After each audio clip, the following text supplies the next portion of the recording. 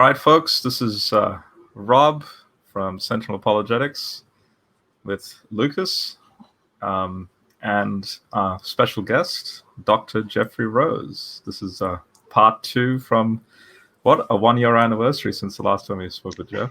Almost to the day. Yeah. Yeah. And Jeff, again, introduce yourself, explain what's happened since the year and what we get into now, which is the topic about your book that you're going to release. Sure. Hi, everyone. I'm Jeff Rose. I'm an archaeologist, anthropologist, and I have spent my career working in human prehistory in the Arabian Peninsula, and accidentally, inadvertently backed into the topic of mythology, folklore, oral tradition of the Middle East. And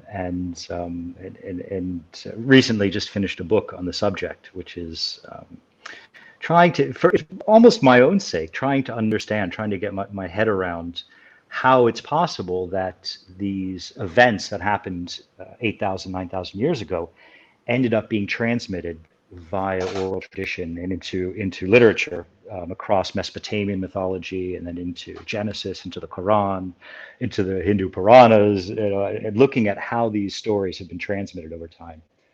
So that's the concise answer to who I am and what I've been up to. I see. Yeah, so just to give also a little bit of context why we're doing like a part 2. So in part 1, we pretty much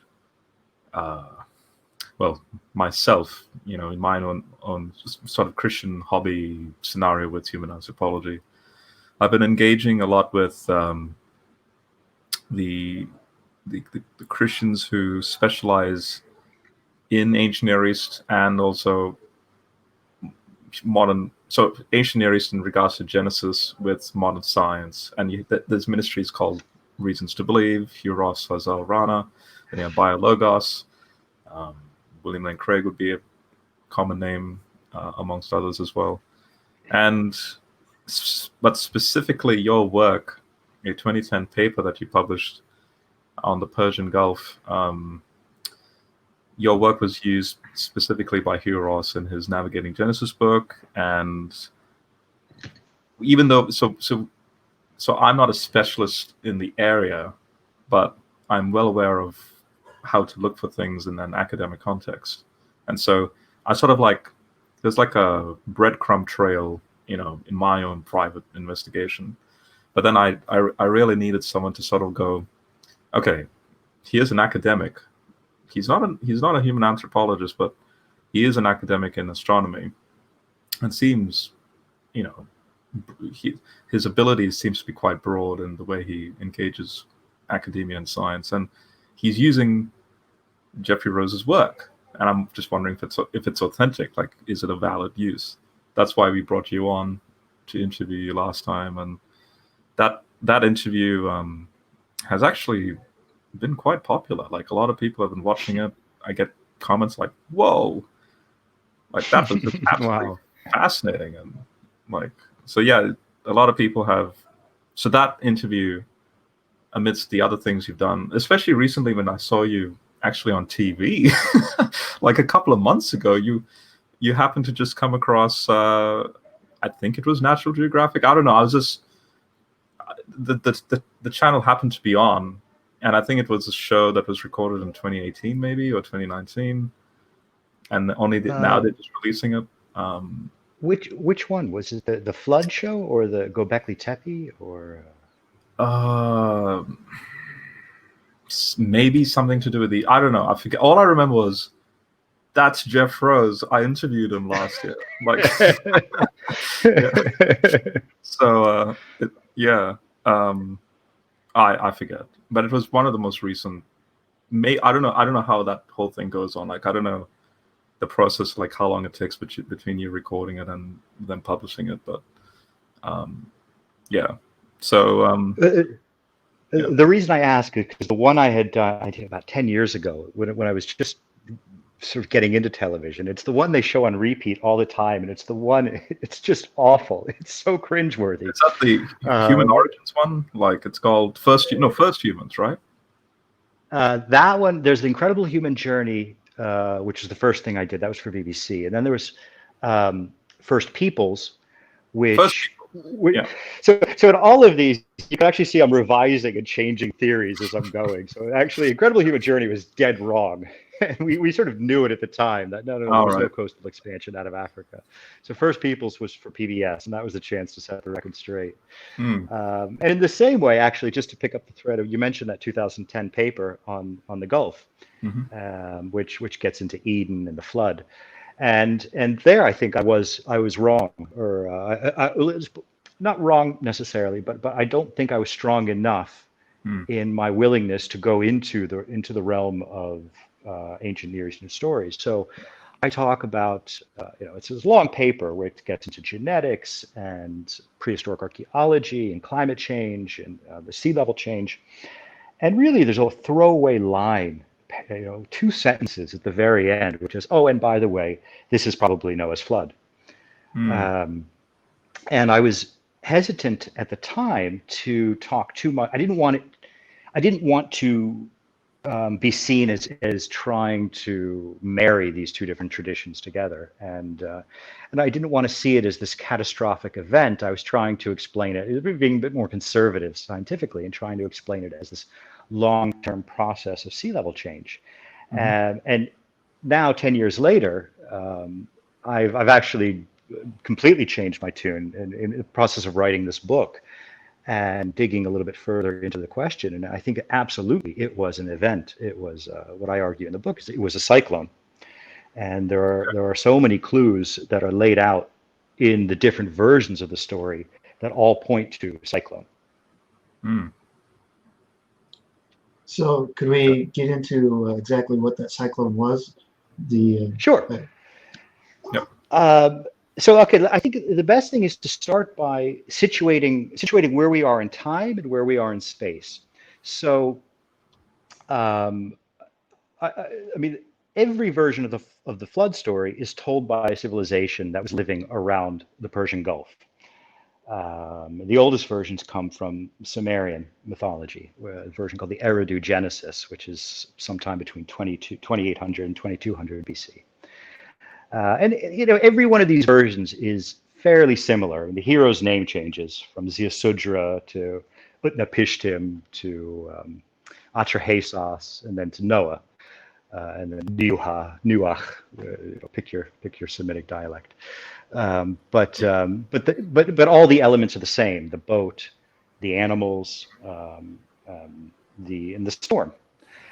And so we're talking about something that happens to the proto-Sumerians, if you will, the people that came before the Sumerians. This pushes us back into the 5th millennium BC, so between around 5000 to 4000 BC. And if we go back to that period, you have a group of people called the Ubaid. They are late Neolithic seafarers. They're the first real intensive seafaring society in the world, and they're living around the Gulf. They kind of appear out of nowhere. I mean, that's a different story, but their appearance itself is fascinating because we don't know where they came from, but they immediately show up. They're living on islands in Abu Dhabi. There was a discovery just a few months ago. It's not published yet, but one of the archaeologists working in Abu Dhabi found the oldest Ubaid site in the world on an island out in the middle of the Gulf. And this is before the Gulf had filled in. It's the shallowest basin in the world. So this is about 8,500 years ago, 6,500 BC. And the Gulf there hadn't been a final inundation yet. So it was probably tied to the mainland at that point. But the Ubaid are amazing. They've got permanent architecture for the first time. We don't see any of this stuff in Arabia. We don't see sedentary civilization in Arabia until 6500 BC. And when they show up, they've got it all. They've got seafaring, domesticated cattle, domesticated date palms, long-distance trade networks, deep-sea pearling. In Mesopotamia, the southern Mesopotamia, which is the northern extent of their settlements, they're making pottery. Just quickly, would you say, so when does, say, cuneiform script and writing, or when does, say, language occur specifically with what you're just getting at, like to sort of because I'm trying Writing to. systems, they're starting to bubble up. So they haven't actually expressed themselves in cuneiform format yet. But with the Ubaid, there are these clay balls called bullae. And this is one of the more popular theories about the origins of writing in Mesopotamia, is that these bullae were the earliest version of symbolism. And essentially it was used in trade. So if you wanted to send, say, 20 goats down the Euphrates, and you own this herd of goats, and you're going to hire somebody to go bring them down, you want to make sure that they're all delivered intact, and all 20 of them are delivered, as promised to the buyer. So what you would do is you would seal these 20 symbols for goats, these bullae, these little clay balls, inside of a sealed clay container, a ceramic container, so that when it was brought to its destination, it could be opened up, and sure enough, there are the 20 clay bullae, and as promised, here are the 20 goats. So those bullae would be a symbol for a goat or a cow or a bushel of wheat or something like that. And over time, as we get into, say, around 3800 BC, which is a period called the Uruk expansion, they begin to leap from symbols impressed on clay balls to symbols impressed on clay tablets. Then by 3200 BC, you've got the alphabet, the full expression of the Sumerian alphabet, cuneiform. And that's when the story, and that's the moment, that's this absolutely critical moment when prehistory becomes history, when we move into the world of the written word. Mm-hmm. So, and so just following up on that, that's why I think when we look at early Sumerian literature, and what they're writing down is what was passed down to them from oral literature, and it's this magical moment where their oral literature becomes written literature. Okay. Yep. I see. So, would you like me to go through your preface and to break that down, or would you like me to go through on this particular page, which is page 18, where you go, as the saying goes, extraordinary claims require extraordinary evidence, and then you go through like the chapters, so to sort of break down maybe. As you like, whichever direction you want to take this. I leave it in, because this is huge. I don't want to. That's the thing. I don't want to spoil the book. Like, I want people to actually go get it. So I want people to have a taste with, like you're getting at, the evolution of your work, which again is just so thorough and so great, because this just shows evidence of how the scientific method works as well. Like, we're going. We don't have to go that route, but it's sort of like, here's an example of genuine scientific humility and stuff like that. So okay, then the first part in your preface, you say that I never intended to write a book, but in late 2016 I was called into the office of the advisor to the Sultan of Oman for cultural affairs. Now before you came on, Lucas and I were sort of going through that, and we're just like, oh boy, that sounds pretty heavy. Like It was terrifying. It was really terrifying. I remember having to buy new shoes, get a haircut. Yeah.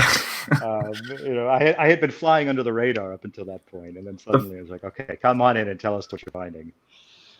Right. Okay. So then, for more than a decade, the Sultan's advisor had been quietly monitoring the discoveries of my dusty, ragtag team as we hauled metric tons of stone tools back from the desert every year.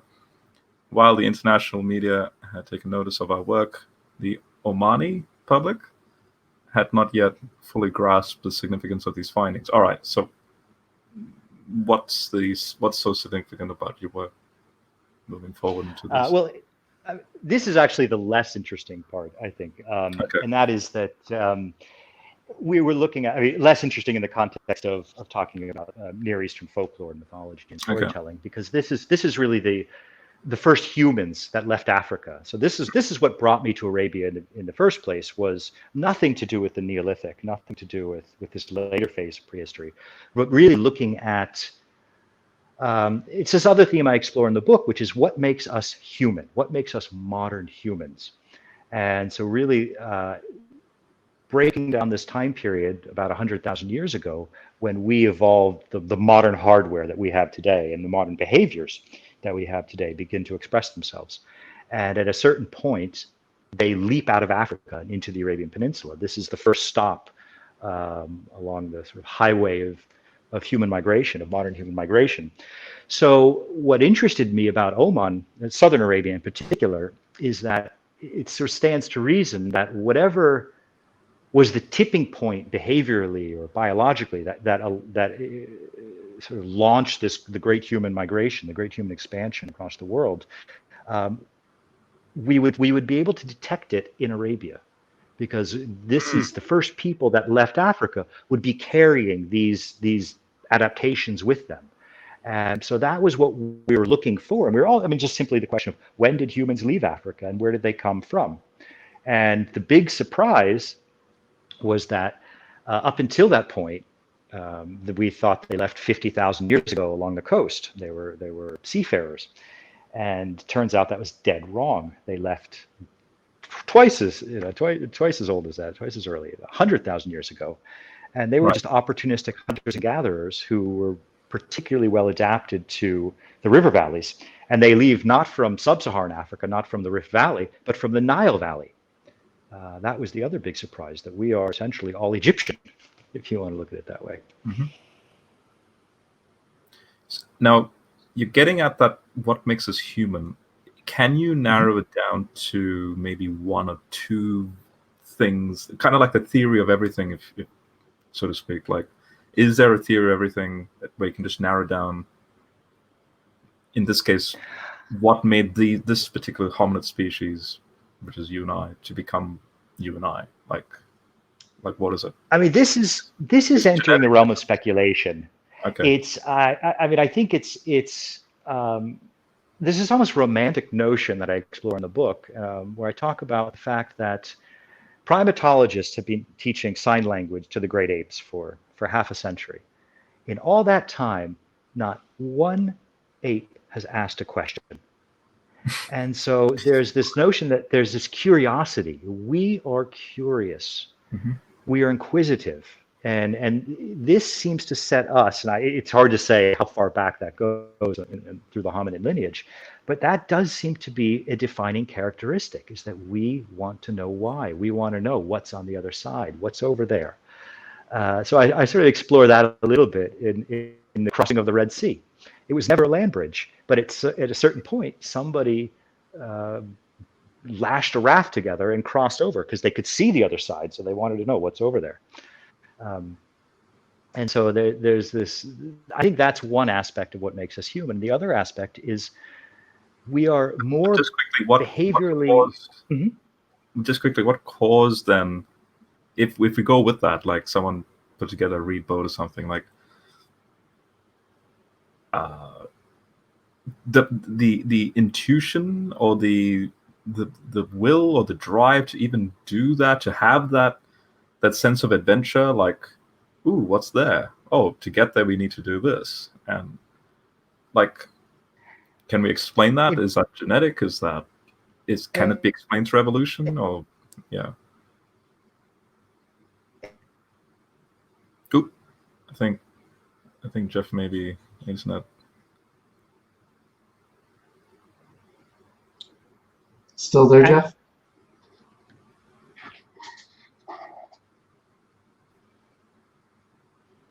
No. Zip. Yeah.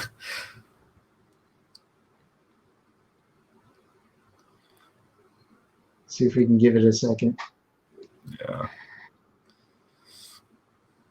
By poor migration out of Africa happens at the pressure. There was Oh. I don't know if he... Can you guys hear me? Yeah, you just came back. You just came back. Connection has gone a bit haywire. Did you hear my question, or did it break up? No, okay, I think you're back.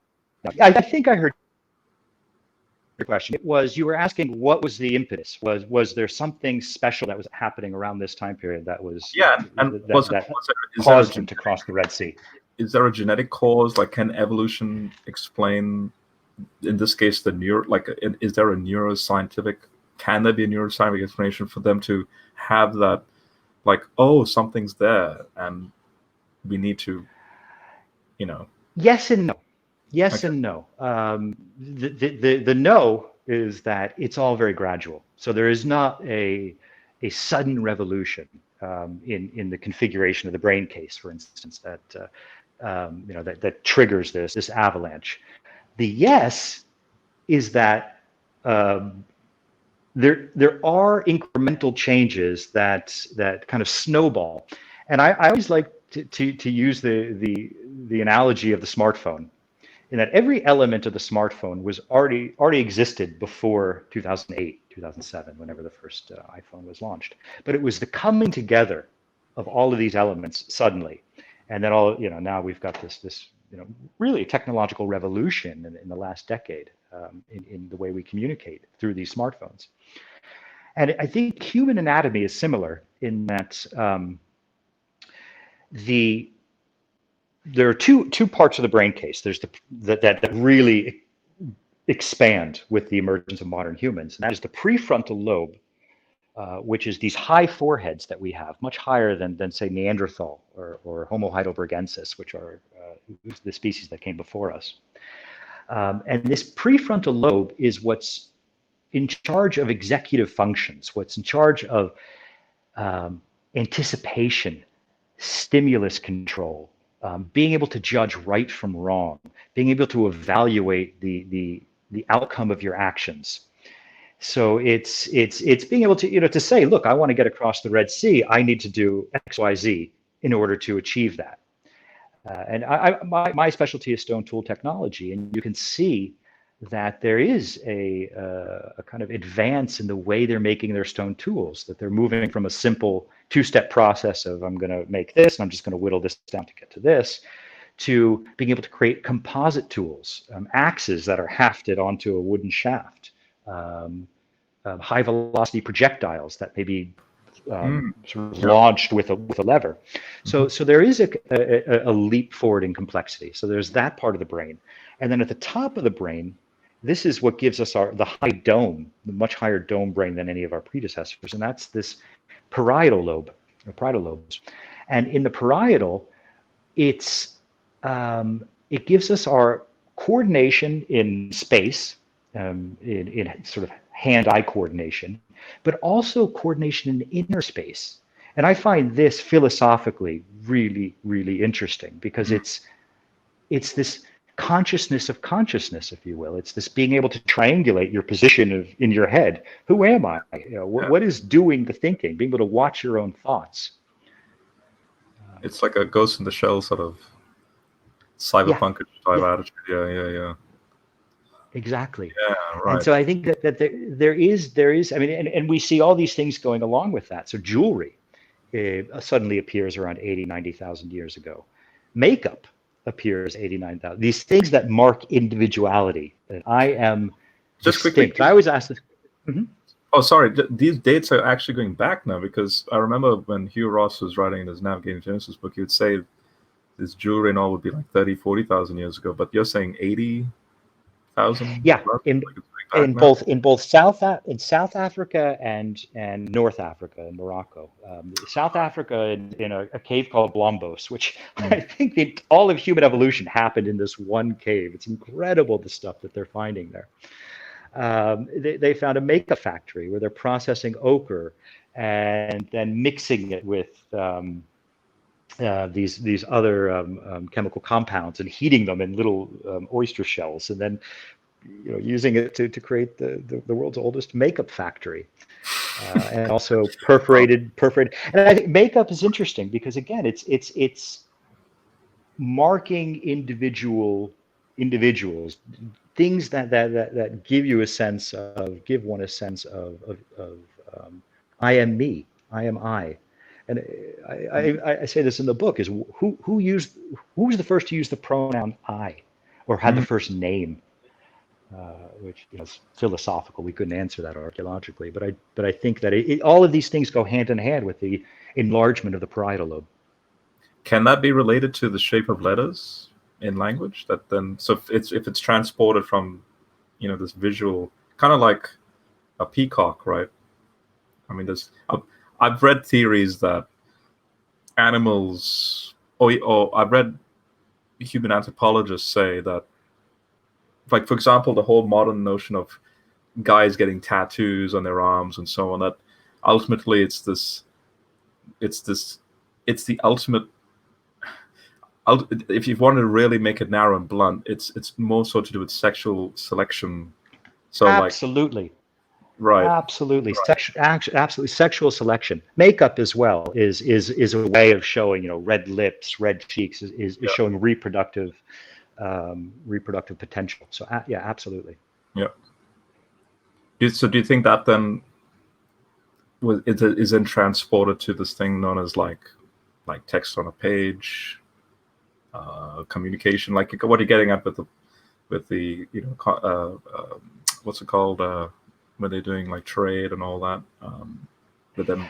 So I mean, I think there's a lot of water under the bridge, so to speak, between these two periods, between the human expansion and. But I think that they. Oh, I see, yep. But if you draw the line between what we're talking about here in what's called the Upper Paleolithic or the late Middle Paleolithic and the Neolithic, these are all trends that are happening. So it's increased communication, increased sociability. Long distance trade, absolutely. Long distance trade starts about 30,000 years ago. You see a leap from objects going about 50 kilometers from a site to objects going up to 200 or 300 kilometers from a site. So you are seeing increased trade, increased ability to communicate with one another and to communicate with one another in increasingly complex ways. And all of this has to happen for there to be eventually a Neolithic revolution. And this is one of the theories that, why did the Neolithic revolution happen when it did? If humans have been around for 100,000 years, modern humans, and the brain has been in its relatively unchanged in all that time, why did it take 100,000 years for the Neolithic revolution to happen? And one of the answers to that was we had to develop the social complexity to be able to live together. So, it's one thing for 50 or 100 people to be, to settle down in a small village. It's another thing for 1,000, 2,000, 3,000 people to be crammed into one space and to have the social hierarchy and to have this is something we're still dealing with. This is a problem that we're still trying to figure out in this day and age. Now, how do we all live together? I think in our last discussion, wasn't diet a part of that too? So diet plays a role in all of this. That we move to as we move to fishing, health goes up, and as health goes up, and as infant mortality rates come down, you have more people. So yeah, there is a demographic explosion during certain periods, and then a retraction, and then another explosion. I mean, there's this event, the last glacial maximum, the last ice age, around 20,000 years ago, that really constricts the people around the globe. And it's almost like this is the last trial by ice, and those who made it through then leap forward into the Neolithic Revolution. As the world warmed up again, as resources climb back up, suddenly we're living in this world of plenty, and population numbers go up, and then that in turn triggers this need for, oh God, how do we feed all these people? There's a lot more mouths to feed, and then that's when you get into plant domestication and animal domestication. So just quickly, because you mentioned last ice age, so Hugh Ross, the Christian astronomer who wrote Navigating Genesis using your work, he actually just released a book called Weathering Climate Change, tackling, I guess you could say, studies done in the last 3 or 4 years. Like, so it's pretty cutting edge, all to do with introducing people to the topic. You have extremes on both sides, and then he tackles all the myths and the conspiracy theories and all that. But he does mention the most recent finding, which is not even like a couple of months old now. Oh, not finding, more like, I guess you could say, verification, and that is the young Dryas impact in Greenland. Is that, were you already aware of that? Does it work in with this thesis you're working on, or somehow? Yeah, I absolutely. I mean, I think that I'm glad you brought up climate change, because I do think that so bringing us back into the realm of mythology and these stories that we have written in these texts, that's what they're about. And when if we sort of stop trying to work out the authenticity, we've been stuck in this mode for centuries now of arguing about authenticity, and actually just read the stories for the lessons that they contain. I think that it's incredibly enlightening. Hugh Ross is saying exactly that. So I think, the younger Dryas, so what happens is after 18,000 years ago is the end of the last ice age, and then you have a warming period called the Bowling-Allarod interstadial. And this is, if you could pick any time period to live, this is probably the one you would want to go to, because it was low population densities, incredibly high resources. The world is warmed up. Everything is on an uptrend. And this is the Natufian, who are these sort of well-known. They're the first farmers, the first cultivators in the Middle East. They live in the Levant, mostly around northern Israel, some in the Negev Desert, what's now the desert, in Lebanon, in that area. They domesticated dogs. They're the first to have canines. And so they're doing great. They're starting to, their population numbers are coming up. They're starting to settle down into villages, but they haven't actually domesticated anything yet. And then the younger Dryas hits. And this is when you see this lurch forward in terms of technology. This is when people have to figure out, okay, what do we do now? So earlier you had asked me if I could distill a theory of everything about what makes us human. And I said there was two things. One is creativity. One is inquisitiveness and curiosity. The second is creativity. And it's that every time there's a challenge thrown our way, we come up with a solution. We come up with some technology or some social adaptation that enables us to get around that. And Neanderthal, for instance, they weren't as good at that as we were, and so they, in the face of the ice age, they really struggled. Their population numbers go way down. This is one of the things that contributed to their demise, was they just had a very shallow gene pool. They're incredibly inbred, whereas we figure out, okay, well, let's make bows and arrows. So our hunting ability goes way up. We eventually figure out plant domestication, animal domestication, boat building. So we were just constantly figuring new ways around old problems. Is there the cliche? Is there always like an alpha male, like an alpha in this case? In Hollywood movies, you have the main hero, usually a male. That is the one that's like multitasking. He seems to be a master at all of this. The disaster movies. Like, do you think? But if that seems to appeal our psyche today, we always look to that like archetypal hero. Do you think, like, for these sort of quote unquote quantum leaps in survivability, that there were these quote unquote hero alpha males, that not just one but maybe a group, but spaced out? I think that if we look at the elements of symbolic expression in throughout prehistory, and this we can start around 300,000 years ago when you look at the first figurines, and all the way through until the Neolithic, they're females.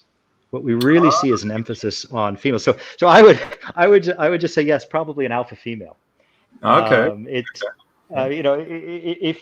If I think we talked about this last time, and I think this is a fairly popular interpretation of the Garden of Eden story, is that this is a metaphor for the Neolithic Revolution. and for the shift to agriculture. And I think it's spelled out pretty. The way I read it, it's spelled out pretty clearly when he says, "Okay, woman like you're, that. you, I get into this a little bit in the chapter 11. I talk about the sort of fruit of knowledge as this metaphor for. I mean, one thing that happens in the Neolithic is childbirth. Female mortality rates go up, male mortality rates come down, and part of the problem is women are producing so many more children. So and their pelvises are shrinking because of shifting from a hunter-gatherer active lifestyle, broad spectrum diet to a much more malnourished diet.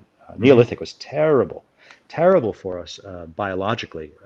We shrunk down from average male height is about 5'9", 5'10", down to about 5'4" by the end of the Neolithic. And you see, this is when you really begin to see degenerative bone diseases and chronic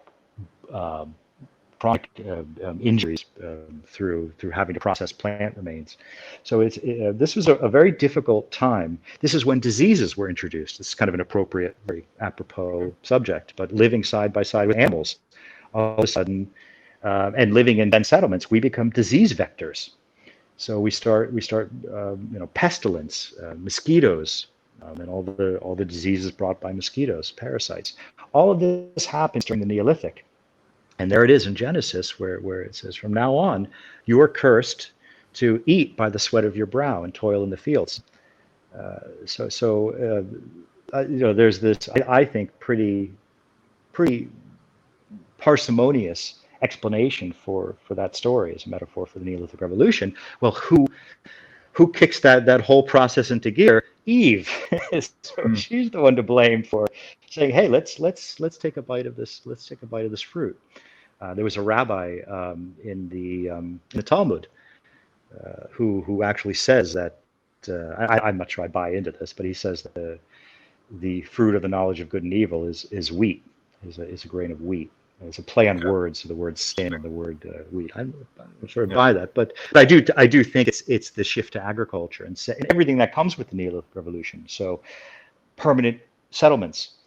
And once you live in a permanent settlement, you become much more susceptible to climate change, for instance, to the rising sea level, to cyclones, to dust storms, to all the things that appear in the Bible and the Quran, in Mesopotamian mythology. All of these elements are there, and it's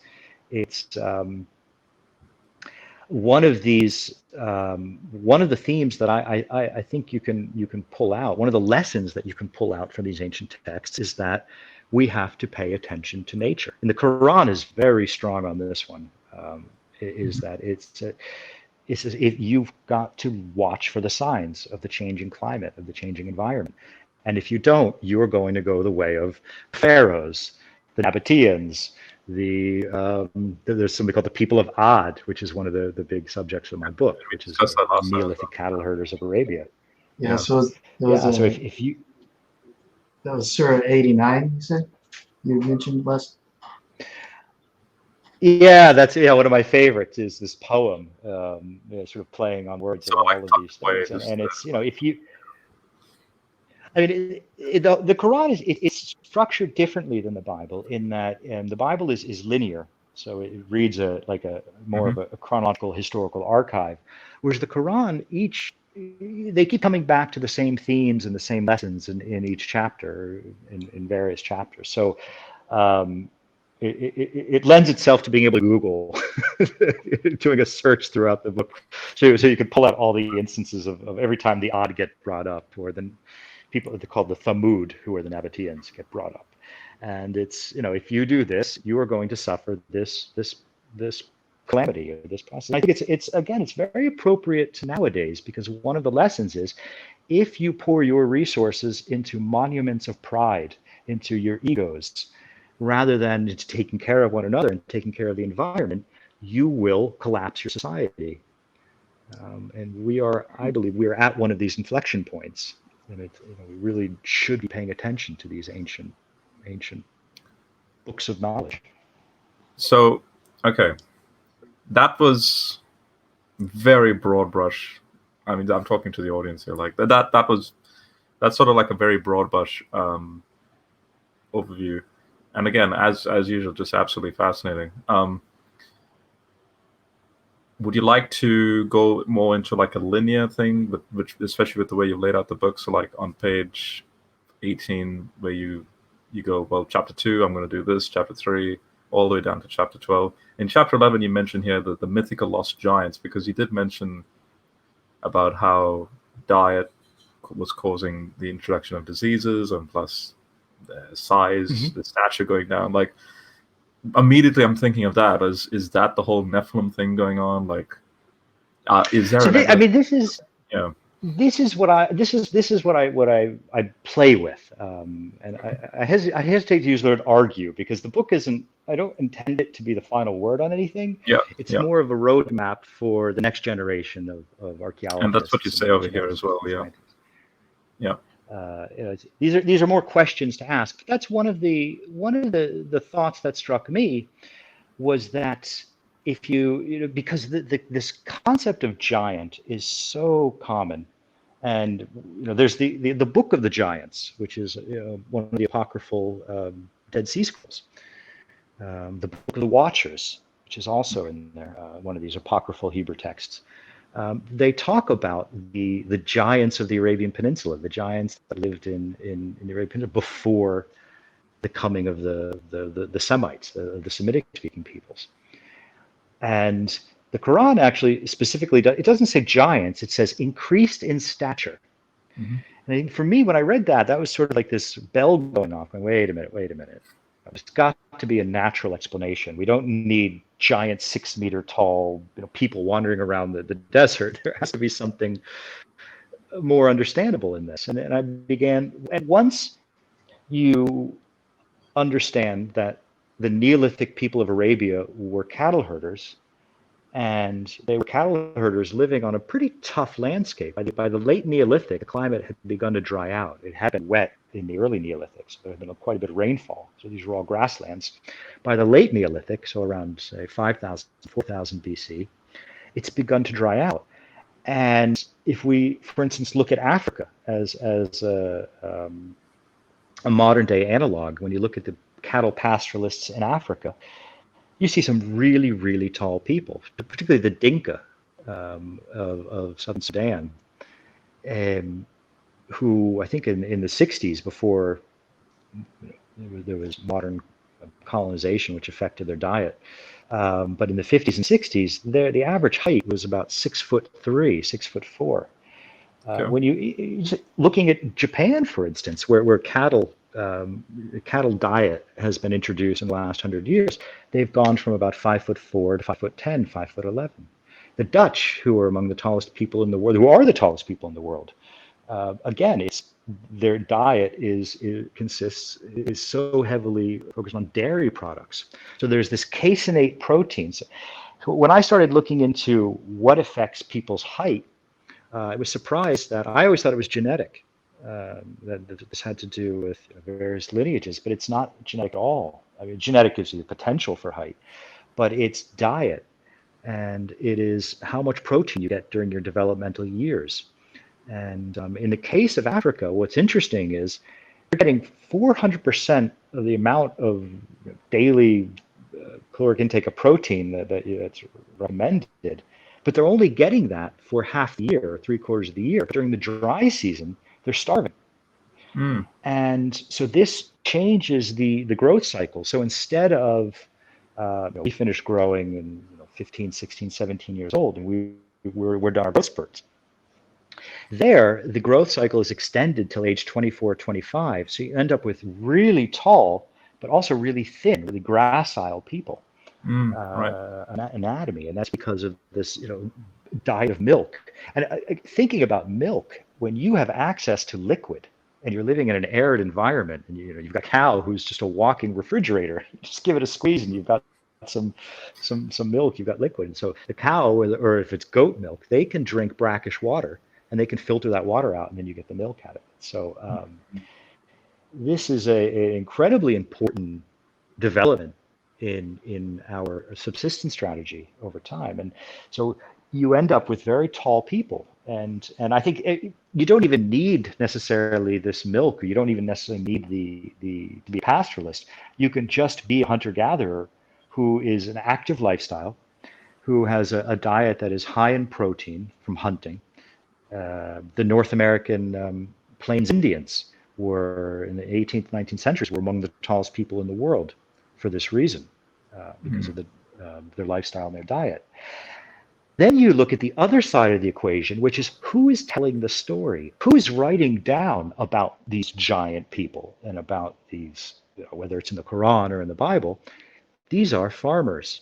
These are agricultural societies who, between the late Neolithic, so between about 4000 BC until the 19th century, did not clear 5'4" male average height.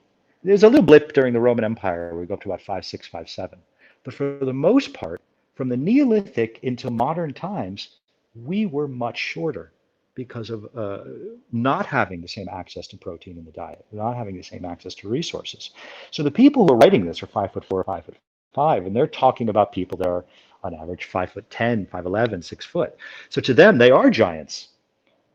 So that is how I would explain these mythologies about ancient giant people living in the Arabian Peninsula. So were these Go- the Basal Eurasians as we discussed last time, or is this somebody else? Yeah, I do. I think it's the Basal Eurasians. Glad you brought them up. They're one of my favorite subjects. The Basal Eurasians are, just for people who are wondering what this strange term is. Back in 2014, as ancient DNA studies were really starting to just revolutionize our understanding of ancient human demography, we were starting to look at the earliest fossil evidence of modern humans in Europe and Asia from 50,000 years ago, 40,000 years ago, and then comparing that with, say, Natufian populations from 13,000 years ago, living in the Near East, and then looking at modern people and trying to see, well, who are we today, and what is our relationship with these ancient people? And what they found was essentially three real primary streams or branches within the modern tree of life. One was a group of Western Eurasians, of modern humans that had interbred with Neanderthals. And I mean, most people these days have about 2 or 3% Neanderthal DNA. It was much higher in the past. It could have been up to about 10, 20%. At the initial time of contact between Neanderthals and modern humans. And then a lot of these traits were called negative selection. A lot of these traits were not advantageous, and so they just didn't survive. For instance, a Neanderthal male could not produce viable offspring with a modern human female, only vice versa, only modern human males and Neanderthal females. So that's one of the streams. The second is a group from northern Eurasia that are modern humans that mixed with another species called Denisovans. Denisovans are essentially Asian Neanderthals. We only know about Denisovans from their DNA. We don't have a type fossil yet, but we've sequenced their DNA from a cave called Denisova in Siberia in the Altai Mountains. So that's the second stream. And then the third stream are Near Eastern farmers, or these Natufian people that developed agriculture, developed animal domestication, and then just exploded across Europe, bringing their adaptations with them. Now, within this Near Eastern farming group, there was a shadow. This is how I see it, at least in my head. This is how I would explain it to people, is that we don't know who the Basal Eurasians are directly because they're gone, they're extinct. But we know who they are because we know what's missing from the modern gene pool. So if you compare the Natufians to all modern people, half of their markers are gone, are not, they're not, we can't detect them in any modern, we could see fragments, particularly from populations in the Arabian Peninsula, so from Saudis, from Yemenis, Bahrainis, Qataris, Emiratis. Iranians have an incredibly high frequency of these little Basal Eurasian fragments, but there is no living Basal Eurasian population left. They're gone. So they're what's called a phantom population, and they're only detectable statistically. As I said, they're a shadow. They're what's missing. And there's been speculation of, well, where were the Basal Eurasians? And based on geographic inference, it was based on looking at where do we see the fragments today. They're all swirling around the Arabian Peninsula. So the idea is that there had been a population living in the Arabian Peninsula that went extinct sometime between the Neolithic and today. And what's interesting about the Basal Eurasians is, unlike every other group, they did not interbreed with Neanderthals or Denisovans. They are pure modern humans in that sense. And so what that suggests is they are the first, we also, that as the name implies, they're the basal of all Europeans and Asians, Basal Eurasians. So they are the first human population that left Africa, and as about 80,000, 85,000 years ago is what the DNA would suggest. And then as they then continued to expand, as their descendants continue to expand out into Europe and to Asia, they then mix with Neanderthals, they mix with Denisovans, and this one group stayed behind, and they never left. They never left the Arabian Peninsula, and that would be these Basal Eurasians. So yeah, I to answer your long story short, long way of answering your question, I think these are the indigenous people of the Arabian Peninsula, these hunter gatherers, and who eventually become cattle herders. Okay. Rob, did you have that? You have the question? Yeah. So, tracking back to before Lucas asked the question. Sorry. So, no. Again, Jeff, feel free to jump around. I hope that's all right with you as well, because there's just so many of these questions popping. Absolutely.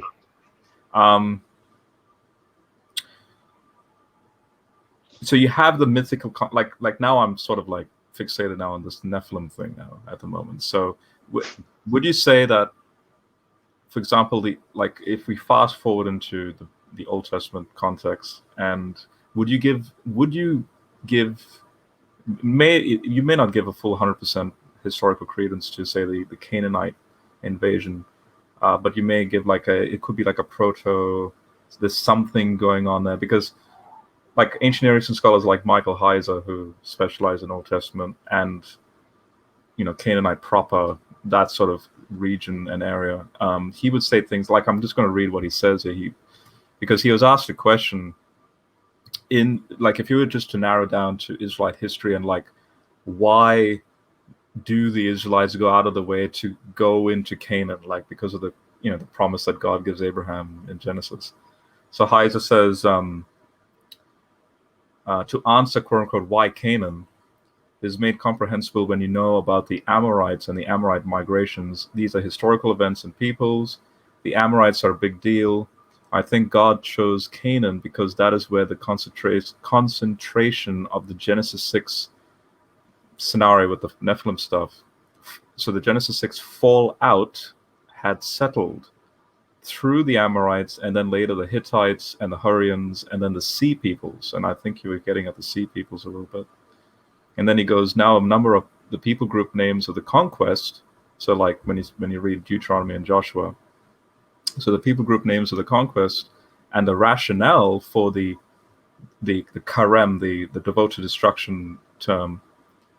So the devoted destruction bands are linkable to the Amorites and the Hittites and the Hurrians and, of course, the Sea People. So how, as an anthropologist then, and since you do, in the first couple of pages, you do mention this, would you say that someone like Michael Heiser is being a bit too supernatural in his perspective on this, whereas you're coming from a more, this is just human migration diet? Yeah. So I'm glad you couched at it as an anthropologist, because I don't feel qualified to necessarily weigh in on it as a historian, but as an anthropologist, water. Okay.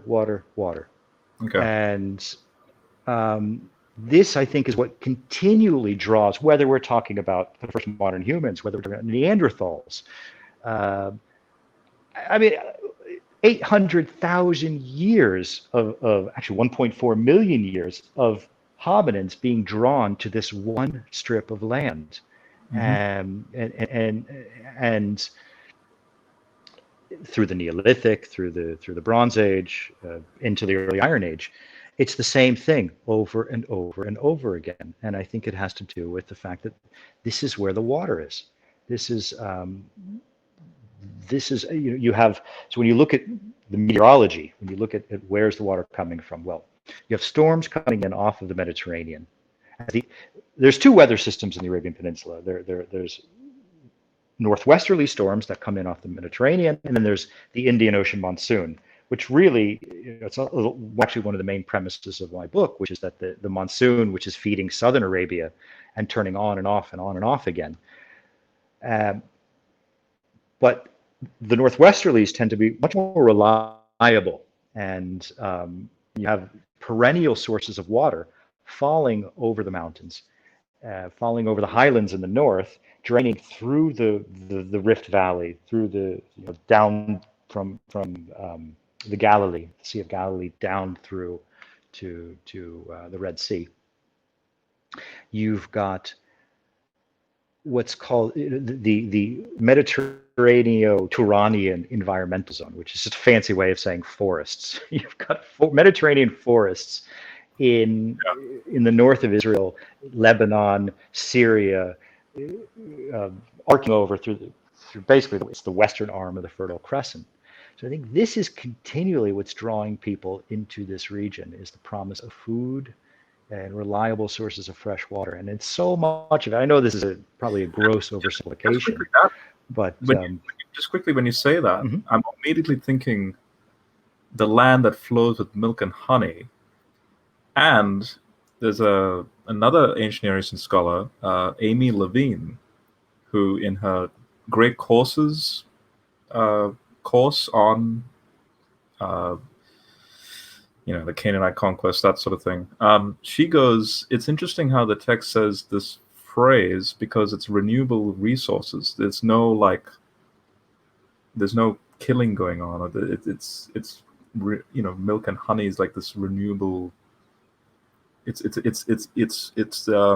did she put it? It's very efficient. It's you don't add to, say, quote unquote global warming or all that stuff. Like, I don't know, that was a passing remark she gave. I don't know if that has. I think saying. I think it does, and I think that I've been having to learn a lot of unrelated bits and pieces along the way to make sense in my mind a lot of this, and so lactase persistence. Which is I think we talked about a bit about this last time. Lactase persistence is our ability to digest milk. That's not natural. In our pre-Neolithic forms, in our Paleolithic hunter-gatherer forms, we could not digest milk past the age of 4. Lactase sugars in milk past the age of 4. We didn't have the lactose enzyme. Where there's a gene that shuts off the production of that lactose enzyme in our intestines, and that gene broke. Sometime in the Neolithic, that somebody could suddenly drink milk well into adulthood. And that one mutation was so mind-bogglingly effective and useful. As I said earlier, when you're in the desert, when you have limited access to water, but you have access to goat's milk or to cow's milk, it's revolutionary. Absolutely revolutionary. So what we see is there are 5 different lactase persistence mutations in the world. The one that most Europeans have is called LP13910. It's not a very marketable name, but 13910 seems to come out of southeastern Europe, and so that's tied to a specific period of essentially, you have to have a filter. So you have to have people who can't digest milk killed off during a climatic deterioration event. And the people who can are the ones who survive and continue on to produce offspring. And the Middle East the adaptation is called 13915, and that seems to be coming out of southern Arabia. And everybody in the Middle East, I mean, it's the Bedouin, the Saudi, in Saudi and Yemen and Oman. It's something like 80% of people have it, which is a really, really high number.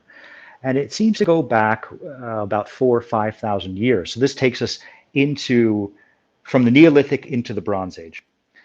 And what happened from the Neolithic into the Bronze Age is that the rain stops. The rain in the Arabian Peninsula stops. It gets shut off. The Indian Ocean monsoon dies around, it's sort of gradually stopping between 6,000 and 4,000 BC. And then by 3,000 BC, it's gone. And you have these century-long droughts, which is the inspiration probably for one of the big myths in the Quran, which is these people of Ad who are wiped out by dust storm. But what happens probably is from this bottleneck, which also coincidentally probably wiped out the Basal Eurasians, the people of Ad.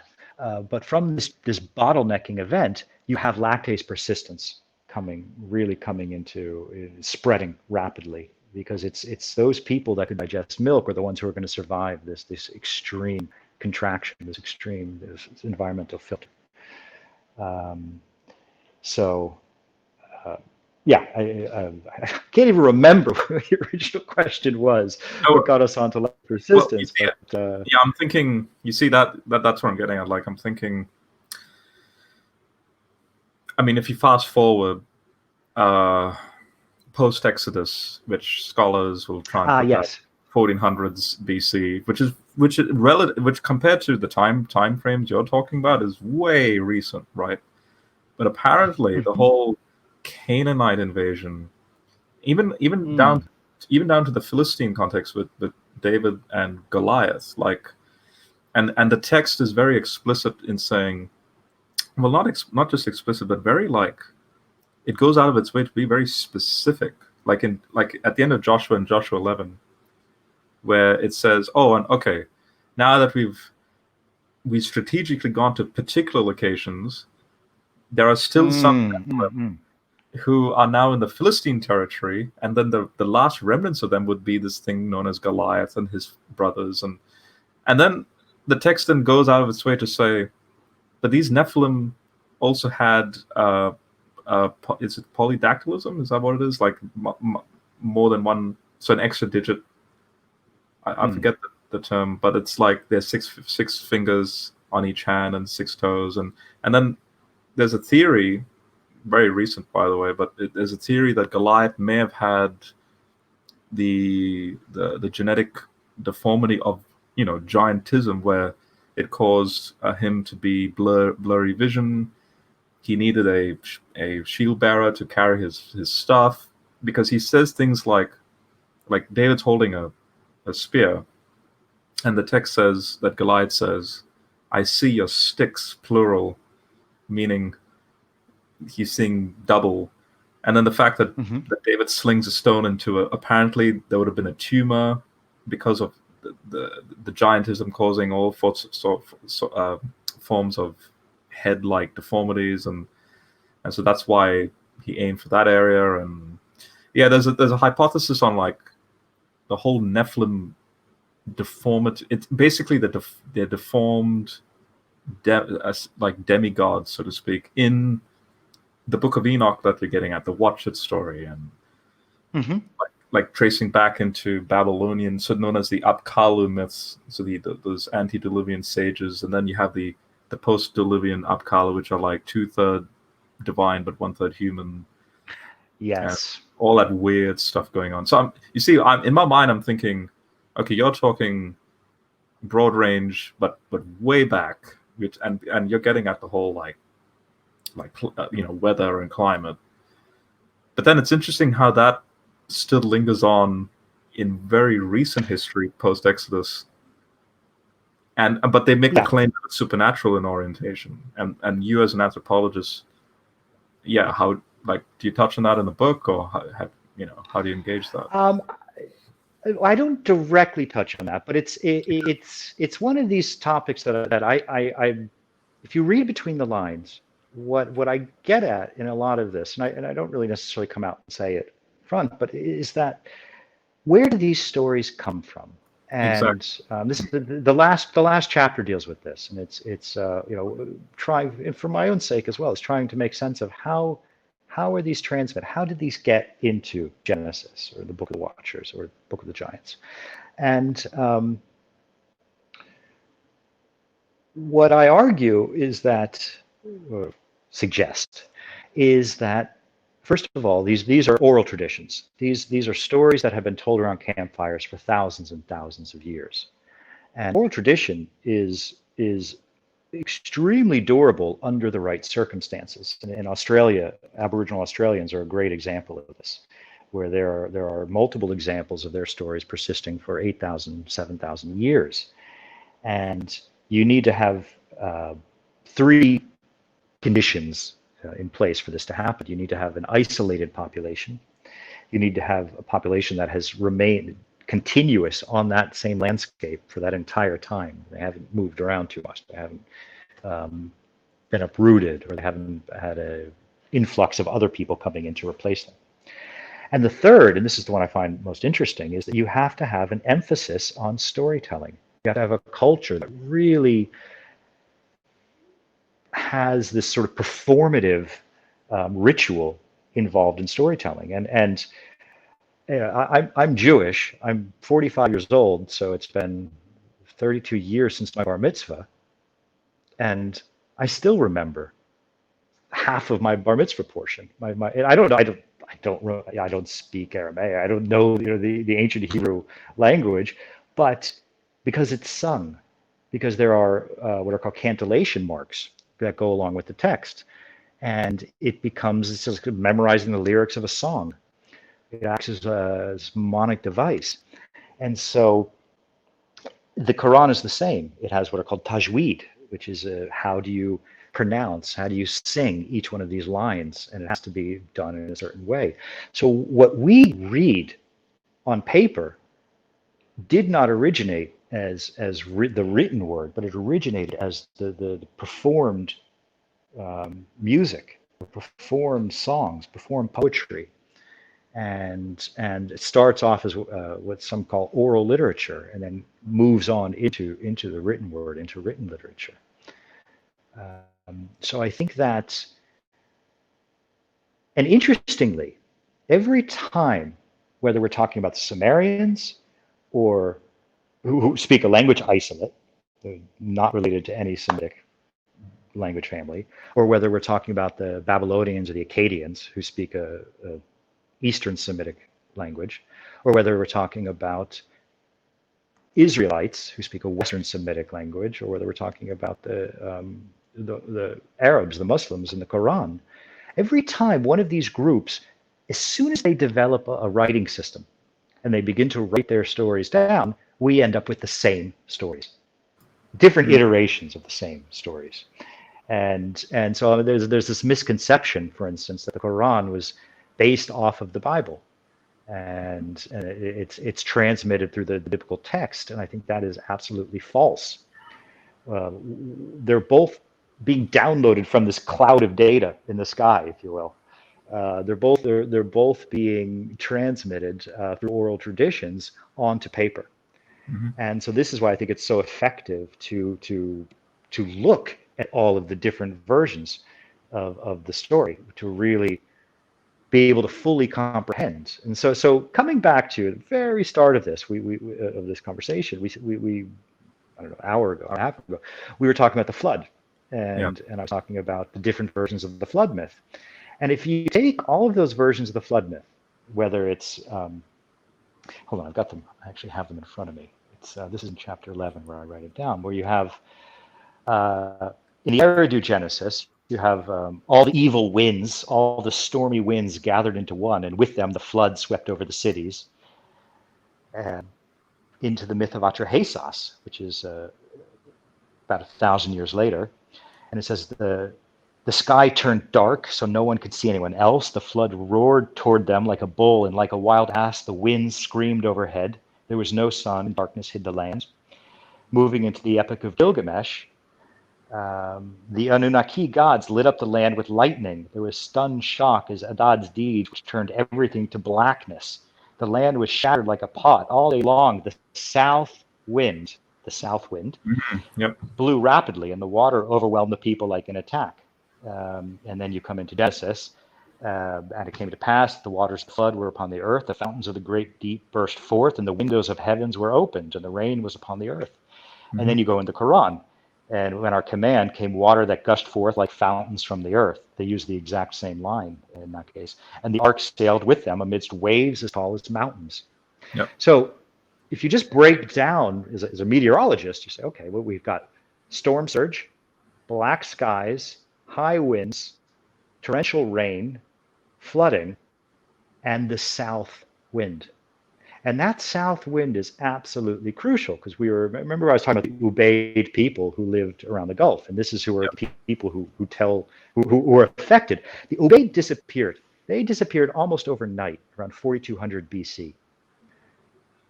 And the only Ubaid that survived are the ones in southern Mesopotamia, at sites like Ur. And Leonard Woolley, back in the 1929, Leonard Woolley actually speculated. He excavated the earliest levels of Ur, which is one of the main Sumerian cities. And beneath the Sumerian levels, beneath the Uruk levels, he finds an Ubaid occupation, one of the oldest Ubaid occupations. And above that Ubaid occupation, there is this thick layer of silt. There had been a flood that ended the Ubaid period of occupation. Okay. Now, at the time, he just sort of said, well, there's no way the flood story could be, could last for 1,500 years before, going from oral tradition into a writing system. So he sort of dismissed that, or it was dismissed by scholars later on. People were looking for a later version of a later flood from the Sumerian period. But I think that we've known for 100 years, almost 100 years, what the flood was, when the flood happened, and who it affected, because there it is. It's right there. It's this thick layer of silt over top of the Ubaid period, 4200. Now that south wind, the only south wind that would affect Mesopotamia is a cyclone. And I had said to you, I changed my thinking about this. And one of the reasons I changed my thinking about what was the flood was because I've lived through cyclones, having lived in Oman for a decade and getting hit by cyclone after cyclone every few years. And it's exactly as described. And I came across an article in 2017 where climate scientists were developing a predictive model. And this is about risk factors in Dubai and Abu Dhabi. And they said that we are moving from I think it's 1 in 300,000 chance to a 1 in 25,000 chance of actually getting a cyclone into the Persian Gulf. And if that happens, if a cyclone would thread the needle through the Strait of Hormuz and end up in the Gulf, it's being fed by these hot surface temperatures off the water, and it would get stuck there, and you'd get gusts of winds up to 400 or 500 kilometers an hour. So It would really be an absolutely devastating event. There are other clues. So the Sumerians had a demon god named Imdugud, the Imdugud bird. And in Akkadian, it's called the Anzu. And this is the demonic personification of the southern wind, who's associated with black thunderclouds. And there's the myth of the Halupu tree, which I think is if you kind of read it as a flood story, Inanna plants this sacred tree along the banks of the Euphrates, and the Imdugu bird comes and rips the crown off of this sacred tree, and then she has to go and plant it again up the Euphrates in another location. I think this is kind of a metaphor for the collapse of the Ubaid society from a cyclone, and having to reconstitute their civilization during the Uruk period, so around 3800, 3900 BC. With a brand new dynasty. And this is, again, borne out on the Sumerian Kings List, which with Kings List, they were meticulous in their recording of genealogies and recording of historical archives. So the Kings List is their way of knowing, their way of recording all of, it's a lot like the Table of Nations in Genesis. Right. And the Kings List talks about the first dynasty, which ends with Noah, which ends with Ziasudra. the Noah that's a parallel with character. Genesis That's the 5. 10th. I've and this is Yeah. something I have to tell young creationists. Look, even the ages given in there, it's the whole. It's you have to compare with the Sumerian king list, and anyway, but yeah. I mean, it's. I mean, there's 10 generations. There's the 10th Exactly. king. It's the Asudra, and he's and it says and he represents the end of that dynasty, and then the kingship has to come down again from heaven, and it comes down to Uruk. And interestingly, this is well, actually, it comes down to Kish. The kingship was in Kish, and Kish is one of these earliest Uruk sites from the Uruk period, 3900 BC. So just on a side note, you mentioned young Earth creationism, and this is my one soapbox that drives me crazy, because I really think it's an insult to the authors of the biblical texts to accuse them of this young Earth idea. This comes out of a Irish bishop in the 17th century who was trying to take a crack at calculating the age of the Earth. Yeah. This has nothing to do with the biblical tradition, and I just it drives me crazy because I find it insulting to the authors of the Bible. Good old Usher. Yeah, we've actually gone out of our way to coin a term. Instead of saying you're a young Earth creationist, we'd say you're a neo-Usherian. Meaning you're basically Usher 2.0, the Ken Ham. Yes. Yeah. I love it. Yeah. Yes, no, because thank you. Now you should I think just before it gets published, like just put that in there, like just be like these new Usherians, like, and then that'll be pretty cool because I can say, see, I inspired Jeff to do that. You never know. There may be a footnote. I deal with this in chapter in this chapter on evolution, where I try to say, look, there's nothing threatening about evolution. To if you have an understanding, if your understanding of the world is through the biblical text, there's no need to be threatened by evolution. They're not mutually exclusive worldviews. And I get into this neo-Usherian philosophy. now the term is in my head.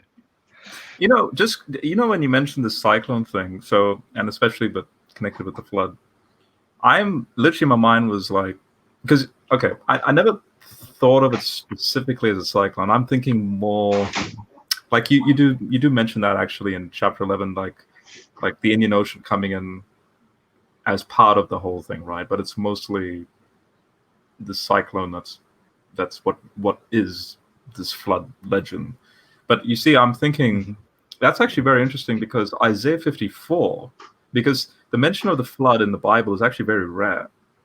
And this is actually what I have to tell the neo-Usherians. Like, if there's an established sort of like a summary or like interpretation of the flood, you don't actually see it in the Bible.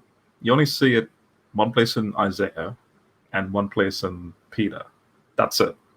And even then, Peter says it's the world of the ungodly, meaning it's not the world. It's talking about unholy people that were judged. And he juxtaposes that with Sodom and Gomorrah, which is very interesting.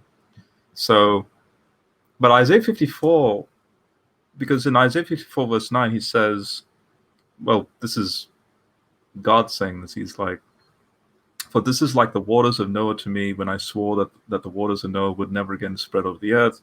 So have I sworn that I won't be angry with you again and that I won't rebuke you.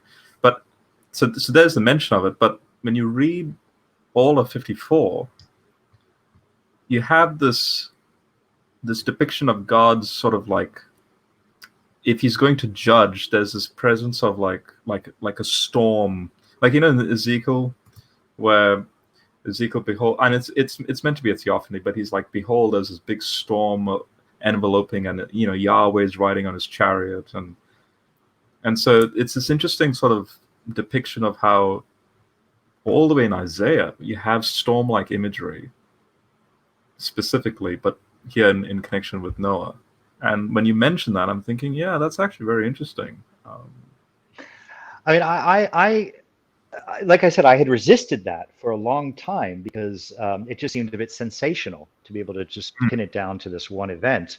Yeah. But then at a certain point, I had to essentially take my own advice, which was look at all the myths, put them out on the table, look at every version of the story, and compare what matches up. And I could not escape the fact that black sky, heavy winds, screaming winds, and then in Gilgamesh, when I saw that it was the south wind specifically in Gilgamesh, it was like, all right, case closed. And the Mdugu bird, Right. there we've got it. It's got to be a cyclone. And I should say that in 2013, what really gave me the idea was 2013. There was a cyclone Ashoba, which was it hit the coast of Oman, and for a few days when they were showing the predictive path, it was going right through Hormuz. And it was that moment when I was like, you mean you could get a cyclone into the Gulf? And then a few years later, seeing this article, predictive models of what would happen if cyclone did get into the Gulf. It's like, okay, this has got to be it. Very interesting. Yep, go for it, Lucas. Yep. So this is what you mentioned. It would have been almost likely a gray swan event. Oh, yep. Lucas, you're breaking up. Oh. I don't know. Would this be? Yes, great. Yeah, exactly. So I think I got a gray swan event is just synonymous with the perfect storm, and it's something that is not likely to happen, but can happen. And in this case, every say 10 years, 10 years, you have a cyclone that develops in the Indian Ocean and it hits the coast of southern Arabia, or usually it's actually hits somewhere around between Yemen and Oman in that southeastern portion of the Arabian Peninsula. And especially at periods of climatic fluctuations, when there's a gradient between the sea surface temperatures and the land temperatures, that's what creates these events. That's what draws them toward the coast. So when you have these environmental fluctuations, you get increased risks, especially with heating up the surface of the ocean. You get these increased risk factors of bigger storms. It's happening now. It's happening, off the Atlantic. Why every year the hurricane season seems to be getting more and more devastating, because as the sea surface temperatures get warmer and warmer and warmer, the storm systems get bigger and bigger. So these gray swan events are what if you accidentally, or if you just had the right weather conditions for a storm to make its way through Hormuz and into the Gulf. Because it has to be over water to be fed, to keep going and keep gaining in intensity. So as soon as it hits land, it loses all its power and dies off. And in most cases, usually it hits the mountains of northern Oman, or it hits where I am right now in Dhofar in southern Oman. It hits the mountains here, and it dumps a lot of rain for a week. In fact, just a couple of weeks ago, we had a week-long storm here. And we got about 700 millimeters of rain, which is 4 years worth of rain, 3 years worth of rain in 5-6 days. And then it dissipated, and the storms dissipate. Mm-hmm. So isn't tomorrow the summer solstice? And that's supposed to be when it really hits, or what? It actually started yesterday. I was hiking through one of the wadis yesterday, and we started. But that's not the cyclone. That's the monsoon, which is the misty season. Yeah. So and monsoon is not the sort of torrential rain monsoon that you think of in India. Or this is more of just a constant fog and mist hanging in the air and wind, and it cools off. So it actually, thank God, the weather broke just yesterday. It went from sort of mid to high 30s down to high 20s, low 30s, which is an improvement. But no, these cyclones, these actually come, well, in my experience, they come all throughout the year. There doesn't seem to be much rhyme or reason to it. But they come in off the Indian Ocean, and if you get one that makes its way through Hormuz, it would get stuck over the Gulf. And because of the particularly warm surface temperatures off this shallow inland basin, that would just feed this perfect storm. And as I said earlier, you'd get gusts of wind up to 400 or 500 kilometers an hour. I don't think 40 days, but if you look at every other version of the story, it's 7 days, and that does seem to be about the cyclones here last between about 4 and 7 days. So I think again there's a very natural normal explanation for this phenomenon. And like I said as well, we have the archaeological evidence to back it up that there is a civilization whose descendants wrote the first versions of the flood story who disappeared. 4200 BC, they're gone. And that's okay. And that's going to be separate from the flooding of the Persian Gulf, right? That happened earlier. The inundation of the Gulf is a gradual process. That happened over probably over a period of 10,000 years. Now there were periods of what are called meltwater pulses when you have more rapid inundation, but it never would have exceeded because the Gulf is so flat, like a flat, shallow pan. You'd have 2-3 kilometers every generation, maybe, of land getting swallowed up, as it rises, say 30 meters over a period of 1,000 years or 1,500 years, which isn't, it's not enough, I think, to cause that echoing story that we see over and over and over again in Mesopotamian literature. And then that was going to be my next question. Would have it been the cyclone event, or would it have been the Persian Gulf that would have been the basis for the stories? I think it's the cyclone. And this is not contradicting, but this is changing my original position from 10 years ago in that very first paper I wrote about this, where I was arguing it was the Persian Gulf event. That seemed less sensational to me. That seemed like a safer argument. But as I said, having lived through cyclones, having looked into the meteorology of cyclones, and then seeing this common theme of the south wind. And again, it's normally, if you're in Mesopotamia, your rains are coming from the north. They're coming from northwesterly storms off the Mediterranean that then make their way down the Tigris and Euphrates Valley. So to have that southern wind delivering rain, well, there's only one weather system. There's only one reason, one explanation for when it rains from the south, and that's when a cyclone is hit. And especially when it's when you're talking about storm surge, waves as tall as mountains, screaming winds. It's for me, it's parsimonious. It's the simplest explanation that ticks all the boxes without invoking any extreme variables or too many things, and it explains the archaeology, explains the mythology, and it's spelled out pretty clearly as far as I'm concerned.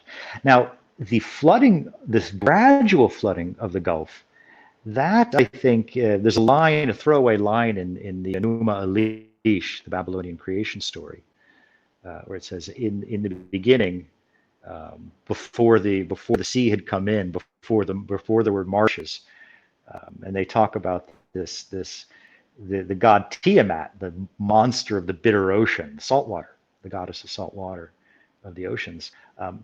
She comes in and inundates their lands. I think that there is possibly an argument for some of that inundation appearing in at least in this case in Babylonian creation stories. And I'm guessing we mentioned last time Enki would be the god of the freshwater springs underneath the. Yes. Okay. And this brings us to, I mean, so now we're getting more into Eden, and just can come out and say it, in that the Gulf, as far as I'm concerned, is Eden. And this is my chance now to ask you guys what you think, because I mean, it's the source of fresh water. It is what I call the Gulf Oasis, this environmental refugium where humans weathered the last ice age when there was no more water in the Arabian Peninsula. There was water in this one place. And in, again, Sumerian mythology, in the myth of Enki and Hersog, it talks about this mythical land called Dilmun, the Garden of the Gods, which is associated with Bahrain, the area around Bahrain. Well, that's where all the fresh water is concentrated. Bahrain itself means the double ocean because there's so much fresh water that's bubbling up from fissures in the seabed beneath Bahrain. And originally, this is my question for you guys, is originally I had read that the word Eden possibly came from the Sumerian Eden, which means low-lying steppe. But more recently, I came across another interpretation, which is that it actually could come from the Ugaritic Aidin, which means the place of excessive amounts of fresh water, so sort of a superlative area where fresh water is springing up. Do you have any thoughts on that? I do. The etymology of the word Eden. Oh yeah. Oh well, actually, to even be even more specific, I don't know, Lucas. Did No, go ahead. Go ahead. Okay. Funnily enough, because I've actually just finished. This is not related, but it is related. It's maybe Jeff, you're sort of noticing I'm like a synthesizer of all this stuff, and I try and like. Of all places to synthesize this stuff, I've released a commentary on the Book of Revelation. I've been working on it for 2.5 years, and it's actually been piecemeal with a Bible study group of mine locally. But there are bits in that book where make me go, oh my gosh, the Genesis 6 thing fits in here. Genesis 3 fits in here because we have this it's like a tennis match. Where if Genesis 3 is saying something, then Revelation 20 and 22 is like a reflection of that and back and forth sort of thing. And so I have to give like a background on, well, here's the context of, say, Genesis 3, and then how John's sort of playing with that, right? But so when I was doing research on Genesis 2, there's a Japanese scholar by the name of David Toshio Sumura. I don't That's where I got the Eden. His book was where I got this Eden. Creation and Destruction, a reappraisal of the Chaos Conf theory. Yes. 2005, exactly. Eisenbrowns. Yep.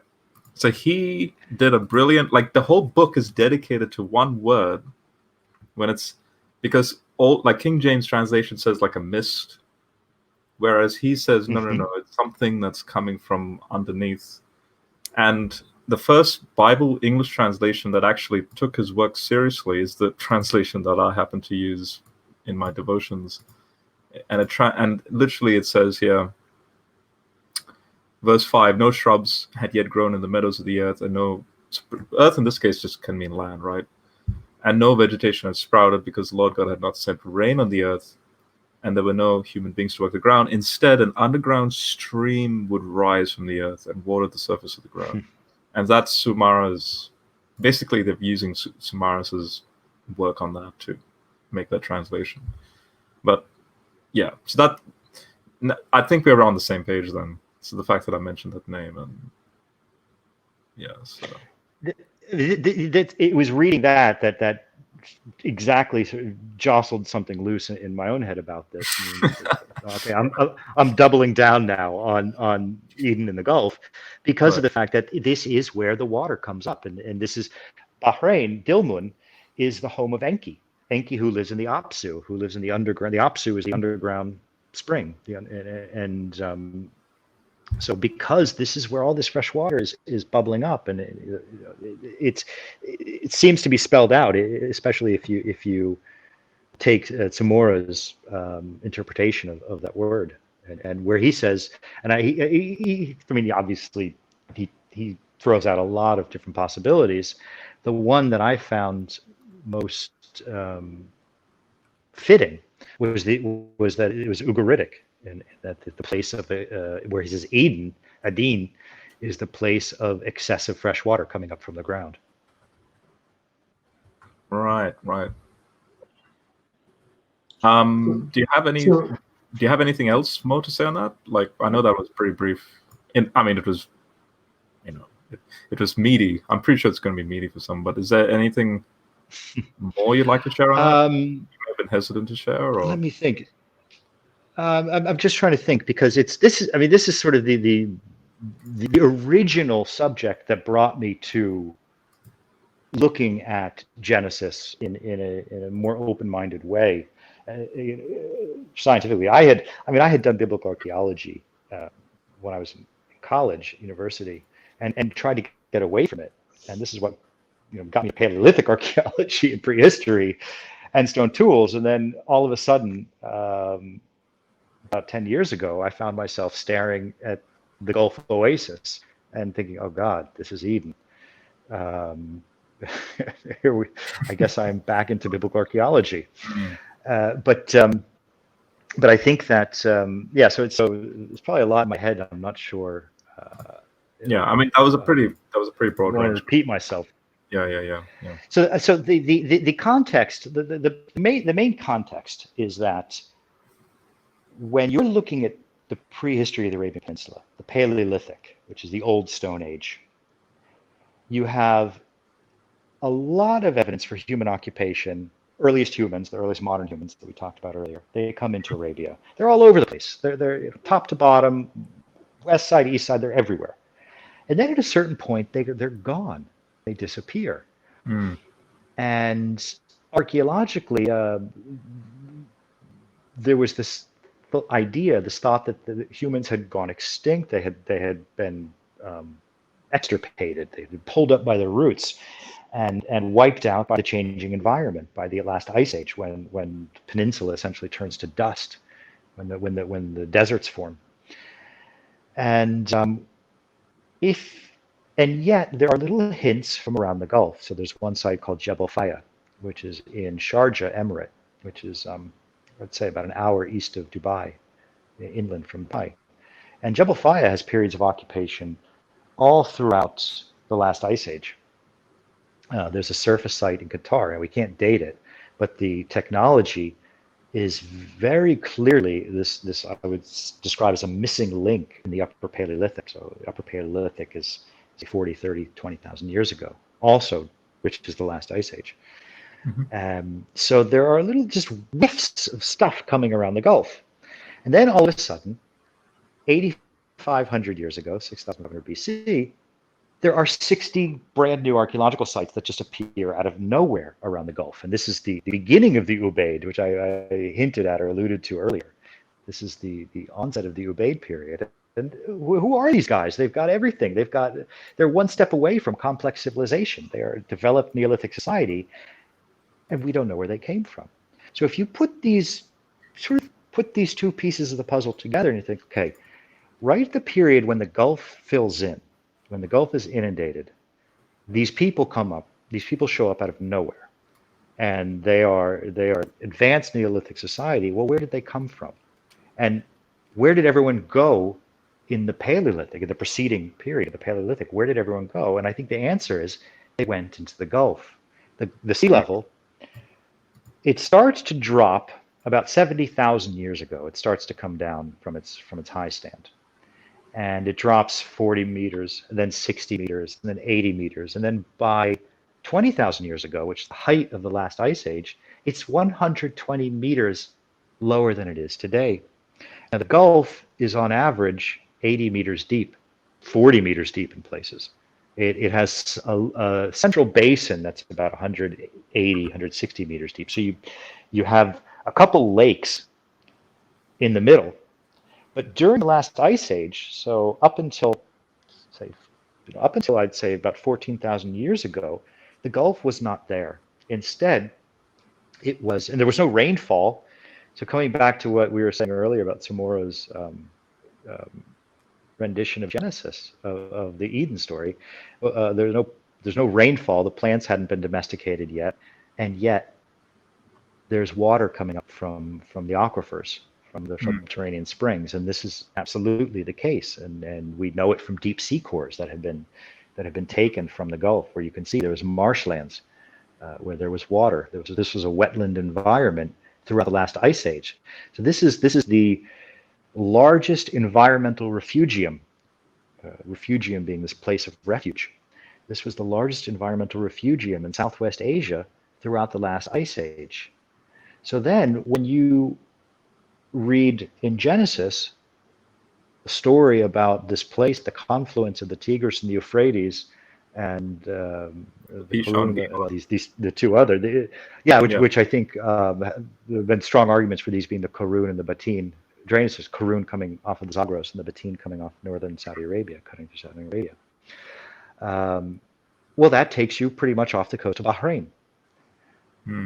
So I think that there are, again, it's one of these, when you mix the archaeology with the climate and with the renditions of the story, and then you look at the Mesopotamian version of the story of the myth of Enki and Hersog, which talks about the garden of the gods, the place where people lived before there was disease, before there was pestilence and predators. When everything was good, we lived in the Gulf. We lived off of Bahrain. So I think all signs point to the Gulf being this place of Eden. And so in that sense, the Gulf and the Eden and the flood story, they're happening in on the same landscape. They're happening to the same people on the same landscape. In the Eden timeline, we're looking at probably the late Pleistocene or terminal Pleistocene or early Holocene. So either sometime between about 14,000 to about 8,000 years ago. And then as the Gulf fills in, you have the Ubaid people coming out of the Gulf with their advanced, I don't want to use the word civilization because they didn't have all the elements of civilization yet, but they're an advanced Neolithic society.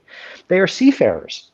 And again, I think that talking about the flood story and talking about, well, that story is about building a boat. And these are the first boat builders in the world, among the first boat builders in the world. Yeah. Yeah. And I think we probably talked about this last time, but I think it's worth bringing up again, is that the reed boat, the right? element, the reed boat. The marsh Arab, as a reflection of that. As a modern day analog, absolutely. Yeah. Not much has changed, but I think the element that I find really interesting from an anthropological perspective about that story are the animals. And that's, again, one of the elements that appears in every version of whether it's the Eridu Genesis or Atrahasis or Gilgamesh, it's the saving the animals. You have to save the animals. Except that the only version that really talks about all the animals in the world, two of all the animals in the world, is in Genesis. But in the other versions, they specifically say beasts of the field. And I think as well in Genesis, they even mention beasts of the field. They use the term beasts of the field. And this is the only place in the world where cattle had been domesticated. So it's we think of domesticated animals as this ubiquitous phenomenon today, but when you go back in time into the original context of that story, there were no other domesticated cattle around. So if you had a devastating event, you had to save those animals. There was no restarting this experiment. I mean, I guess there was, but it would take another 1,000 years to domesticate wild cattle, to get aurochs back into the domesticated form. And goats. You see, it's so good that you're saying that, because that's exactly, I mean, this is more my intuition, but also my reading. I mean, I try and read as much as I can, but I'm not omniscient, right? But it's sort of like this natural, logical intuition where in that region, because you see that the young earth creationists will say, oh, no, it has to be a global flood, because if it was local, then God would have told, let's, for the sake of argument, God's talking to Noah and all that, right? So, but God would have told Noah to move and all the animals would have moved or something. And I'm thinking, logistically, that is not right. It just doesn't work. Especially if that's the region that the flood's taking place. And not only that, but there's also, would you be able to migrate I mean, if Noah needed to migrate across, say, the Hijaz region on the, I think on the west side, right, or the Armenian region on the east side, like, is that even possible to do with domesticated farm animals? And I can't think of a reason, unless maybe that's something that they do. I'm not sure. No, I'm not familiar enough with the region around Mount Ararat to speak directly to that, but I can Yeah. say that having spent, I got to visit the Marsh Arabs, and having spent a day with them and seeing cows being put into their floating reed barges, it's sort of case closed. It's like, okay, Right. I have this one picture of these cows just pouring out of this structure that's floating in the marshes. That it's exactly identical to a And those things Sumerian are so image beautiful of to look at, the way they actually build these structures, and it's yeah. Just quickly, so two things. When talking about the geography of the rivers, and then I want to, I hope this doesn't annoy you, but this is sort of like so the second question would be sort of like to iron that out. It's to do with skeletal evidence for these giants. And I'll read you two excerpts and related to that. So the first one is, so this is from I was going to say Jeffrey, James Hoffmeyer, the Egyptologist. In 2015, he was in a scholarly debate. It's called Counterpoints. So basically, the book title is Genesis: History, Fiction, or Neither. So Hoffmeyer with Gordon Wenham and the other guy was Kenton Sparks. So Hoffmeyer, obviously being, I mean, they're all Christian, but he's more of the conservative. But he would agree with evolution and all that. But over here he says, specifically with the Pishon. So the name Pishon means to skip or jump. Apparently a descriptive name not unlike the Gihon. A possible candidate for the now defunct Pishon River was discovered with the aid of shuttle imaging radar technology. It evidently flowed east from the mountainous Hijaz region of Saudi Arabia. Dr. Farouk El-Baz, the geologist and director of the Center for Remote Sensing at Boston University, discovered traces of its course beneath the sand with ground-penetrating radar. Because the river flowed east towards Kuwait, where the Tigris Euphrates go into the Persian Gulf, El-Baz named it the Kuwait River. And then another guy named James Saur immediately saw the geographical connection between this ancient river and the description of the Pishon in Genesis 2. And then he says, the Kuwait River appears to have dried up sometime late in the 3rd millennium BC. So the fact that Genesis 2, or the Yavas to Genesis 2, so in more critical textual criticism, you have what's called the Yavas, which is like a 600 BC composition of Genesis 2. So he says, the fact that the Yavas knows about this river is remarkable. Because if it dried up in the 3rd millennium BC and he's writing in the 600s BC, like how would he know about this flowing river? And maybe I think you'd get that oral history, oral memory. Absolutely. I mean, Yeah, exactly. again, looking at Australia, if stories can survive for 7,000 or 8,000 years, then what is 2,000 years or 3,000 years? And the drainage system is one of the other names for it is the Wadi Batin. And also, it's just a side fun fact. Farouk El-Baz is also the specialist who picked the landing site for the first lunar lander. So he's been around for ages. Right. Yeah, he actually he helped me with my first maps when I worked in Yemen 20 years ago, before the age of Google, before Google Maps came out. These giant laminated. But yeah, so what he picked up is that there is a particular drainage system, the Wadi Batin, that comes out of the Hijaz, drains across northern Saudi Arabia into Kuwait and then into the Gulf.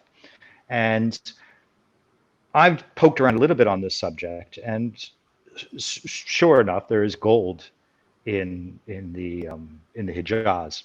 There are gold mines in the Hijaz, so that ticks that box. But I think that's absolutely a good candidate for the Pishon. Okay. And 3,000 years, of course. I mean, this is really where I'm going to get myself into trouble. But if there's a line in the Quran where Muhammad talks about a place called Iram Dati Alamad, and nobody has any idea. It's Aram Dati Alamad. This is the source. There's a whole books about the Atlantis of the sands, and it's in Arabian Nights. It's in Washington Irving poetry. It's all over the place. This Aram Alamad means the city of, or Iram, which is a place name of the mighty pillars, of the lofty pillars, the giant pillars, and nobody has any idea. It's one line in the Quran. It's sometimes associated with the people of Ad, who lived in southern Arabia. So people often put it into the desert of southern Arabia. So it's the idea that there's a lost city beneath the sand. But it's not really specific about that. When I was writing my book, in the original draft, not this new draft, I kind of dropped it out. But in the version for the Omanis, I get into the site of Gobekli Tepe. And Gobekli Tepe is at the headwaters of the Euphrates, up in the northern part of the Fertile Crescent, up in what's now sort of central Turkey, south central Turkey. And Gobekli Tepe. Can you just explain that? Like, can you explain this? How do you pronounce it? Gobekli? Because I've come across Gobekli Tepe is one of the most amazing sites in the world. It was found. Originally, it was mapped in the 60s by a team from the University of Chicago, and they thought they were Muslim graves because they could just see the tops of these bits of stone poking out. So they just discounted it. And then 40 years later, a guy called Klaus Schmidt in the 90s went back, and I don't think these are Muslim graves. I think these are older. And he started digging and went down and down, and they just keep going. And it turns out they are these stone circles. There are at least 40 of them. The stone circles consist of between 8 and 10, 11 standing stones. The standing stones, the outer standing stones in the ring are 2 or 3 meters high. The inner standing stones, which there's 2 facing one another, are 6 meters tall. They're carved out of the local bedrock, and they're carved with all kinds of images of mythical images of birds, of this sort of half bird, half lion creatures. They've got vultures, wild animals. And the dates from Gobekli Tepe are the pre-pottery Neolithic A, which is about 9,000 years ago, or 9,000 BC. Yep. So this is before, and there's nothing domesticated at the site. This is the real, for anthropologists, this is the real jaw-dropping. Like, wait a minute. They haven't undergone the Neolithic revolution yet, in the sense that they haven't begun farming, they haven't domesticated animals, and yet they've come together from hundreds of kilometers away in all different directions, and they've built this incredible. There's nothing else like it on Earth. So I'm writing about this site of Gobekli Tepe, and I know that this version of the book is being translated into Arabic, and so I started talking about these standing stone pillars that are, and there are totem poles at the site as well. They're slightly later, from the later Neolithic, and I'm sort of asking myself, what are they going to call these? What word are they going to use in Arabic? And there's only one Arabic word you can use, which is Ahmad. So, wait a minute, that's the word that's Iram Dati Alam, Iram possessing, Dati is possessing, so Iram possessing the mighty pillars. Wait a minute, they're going to say this is the place of the mighty pillars, and then the next line is the likes of which the world had never seen before, never before seen in any land. Wait a minute. Wait, so you've got this site from 9,000 years ago, the likes of giant pillars, the likes of which the world had never seen before? That sounds a lot like 89 in Surat Fajr. Yeah. And so then I sort of go quickly Googling. All right, so obviously Turkey wasn't called Turkey back then. What did Muhammad in the late 6th, early 7th century? what did Muhammad know of this place name? What was this area called? This is Aram, biblical Aram. Okay. So this is Aram of the mighty pillar. So that actually fell out of my chair when I read that part. So you mean to tell me Muhammad in the late 6th century knew of this site that was only re-uncovered in the late 20th century, knew of a site that was 8,000 or 9,000 years old? How is this possible? There's another line it's not in the Quran, it's in the Hadith, which is the oral tradition that accompanies the Quran, where somebody asks Muhammad, well, how are we going to know when it's the end of times? And he says, well, when the Arabian Peninsula, the lands of the Arab people, become pasture lands like they once were. And they haven't been pasture lands really since 4000 BC. So it had already been 4,500 years. So they're again, we're coming back to this issue of oral traditions bouncing around Arabia that have survived around campfires for thousands and thousands of years. Yeah. So you think Muhammad might have just recited an oral tradition unknowingly about Gobekli Tepe, or would he have known about it?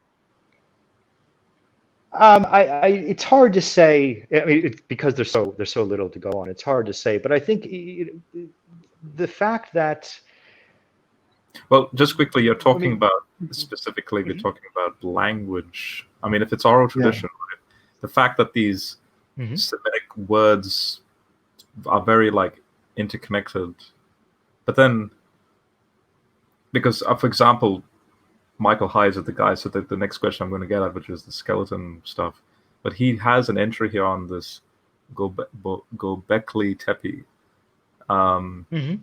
He gives an introduction. He's like, look, it's a series of structures uncovered. What Turkey are understood to be the world's oldest known temples. The structures consist of megaliths, often bearing intricate zoomorphic. Yeah. Arranged in circular patterns. Looking like animals. Right. And then he's like, look, diameters of these circles range from 30 to 100 feet, and they're surrounded by stone walls of 6 feet high. And so then he's like, even though there's little data that illuminates the exact function of the circles, they likely have ties to religious beliefs of some kind. Some bones of many of the animals depicted on the megaliths have been found in and around the site. And apparently, the relocation of these stones and their arrangement would have required a large contingency of workers, which would not have been possible among the small hunter-gatherer tribes imagined to have inhabited the area. So this kind of organization and religious expression attests to a degree of social stratification normally only seen in groups with advanced agricultural practices. Yes. This is what makes it so astonishing. And I mean, there's no question when it was made and who made it. I mean, I did a show on this, and we had this experimental archaeologist come and show us. Maybe, I don't know. Yeah, I'm wondering if that was that. Yeah, it was cringeworthy, okay. but the content was amazing. The site is amazing. It's absolutely incredible. Yeah. And we had this experimental archaeologist come and show us what tools they used to make it, how many people they would need to carve these megaliths, and how they were transporting them from the bottom of the hill up to the top of the hill. And there's little question for me that these are some kind of divinity, and the show is called Cradle of the Gods, because the idea that these are these idols. That was the show. It's that aliens thing. It's that they want to try and they wanted to make it into this like aliens did it or something, and you were on there just being interviewed about this place, but you were just you weren't obviously defending them. Oh. I think it was that. Okay. That was very recent. That was about 4 or 5 years ago. Yeah. Right. It was filmed. It was just doing a little bit of an interview. Yeah. Yes. That's right. Okay. I remember that one. Okay. But that, I mean, these are clearly they have arms. They have, they're wearing belts. They're wearing necklaces, but they don't have faces. So, and what's also interesting is that in the main circle that's been excavated, there's the two standing stones in the center. One of them around his neck is a kind of bull motif with these horns and bullhead, and the other one is this crescent with a star. And you look at this and you think the symbolism has not changed. This is the flag of Turkey now. The symbols have been passed on, and meanings have obviously been changed, but these symbols have remained constant for close to 10,000 years. You don't think these symbols could have been like some sort of merger or a ceremonial merger between two tribes or something to do cultures? No, that's an idea, not necessarily those particular symbols, but the idea that this is an idea that was thrown out, that the different animal symbols, whether it's the vulture or the boar or the wild cats, if these are associated with different tribal identities. And I don't know that anybody has been able to demonstrate that one way or the other. But it is an absolutely one of a kind site, and also we should say that it was destroyed in the end. It was ritually demolished, whether by the people who made the site, which I have a problem with that theory, or by another group who didn't like the symbols, who disagreed with the symbols, or didn't like their gods. And to me, that makes more sense.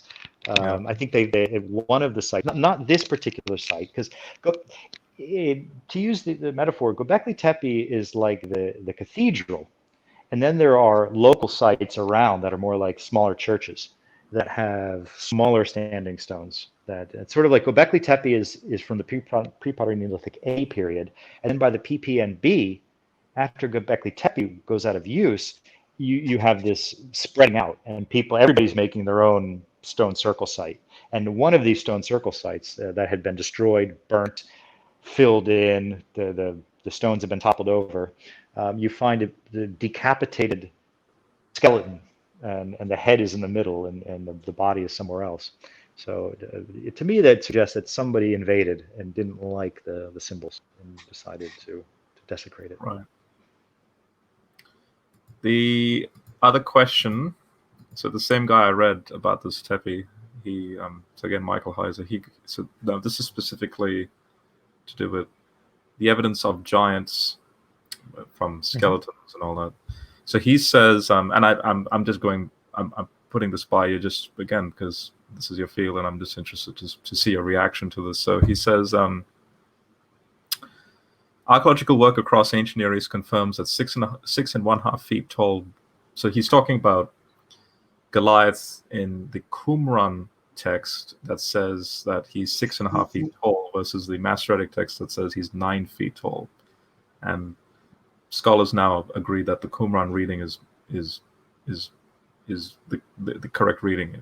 There's 9 feet's too, like the Masoretic scribe was fiddling around with the text basically. So he's like, look, 6.5 feet tall was by the standards of the day a giant. He then says, famed biblical archaeologist G. Ernest Wright notes, quote, at Giza were found at least 100 skeletons from about 3000 BC, and from various graves and deposits there are many other remains of the 3rd, 2nd millennium, especially from Megiddo, Jericho, and Giza. But then he says, there are no remains of any aborigines of abnormal size. So then Heiser says, this last comment is noteworthy since these are areas where one would expect giant clan settlements, the whole like Canaan thing and the wars of, getting the Nephilim. So to date, and then he says, to date, there is no human skeletal evidence from Syria, Palestine, quote unquote Canaan, that shows extraordinary height. The same is true of the Mediterranean world of the biblical time period.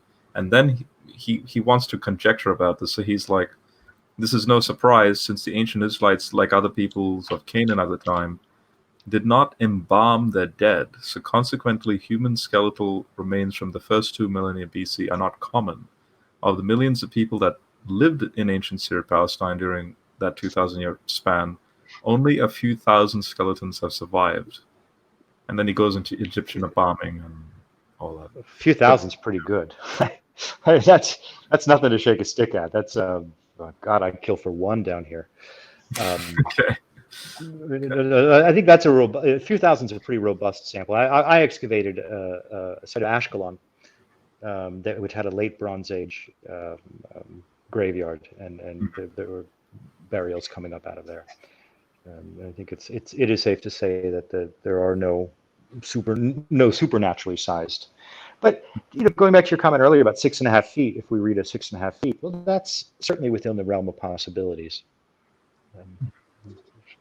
There's no reason not to. And again, I think it depends on activity level, subsistence of these people, and so and again, it's also that most of these people were really small, who are small by today's standards, who are talking about giant people.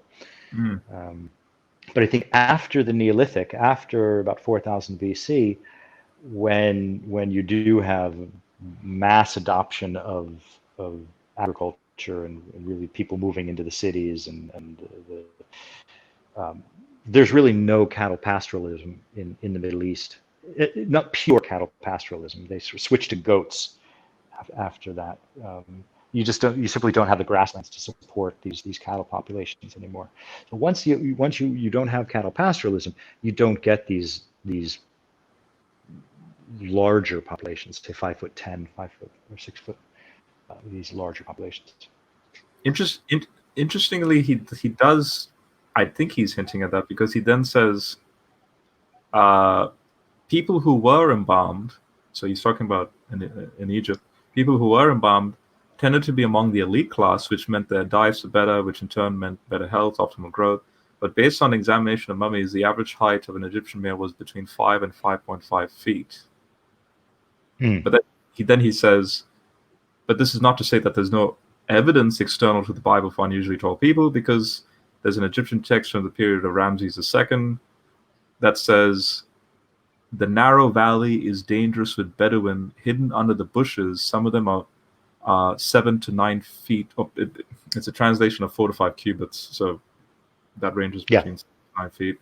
From their noses to the heel and fierce of face.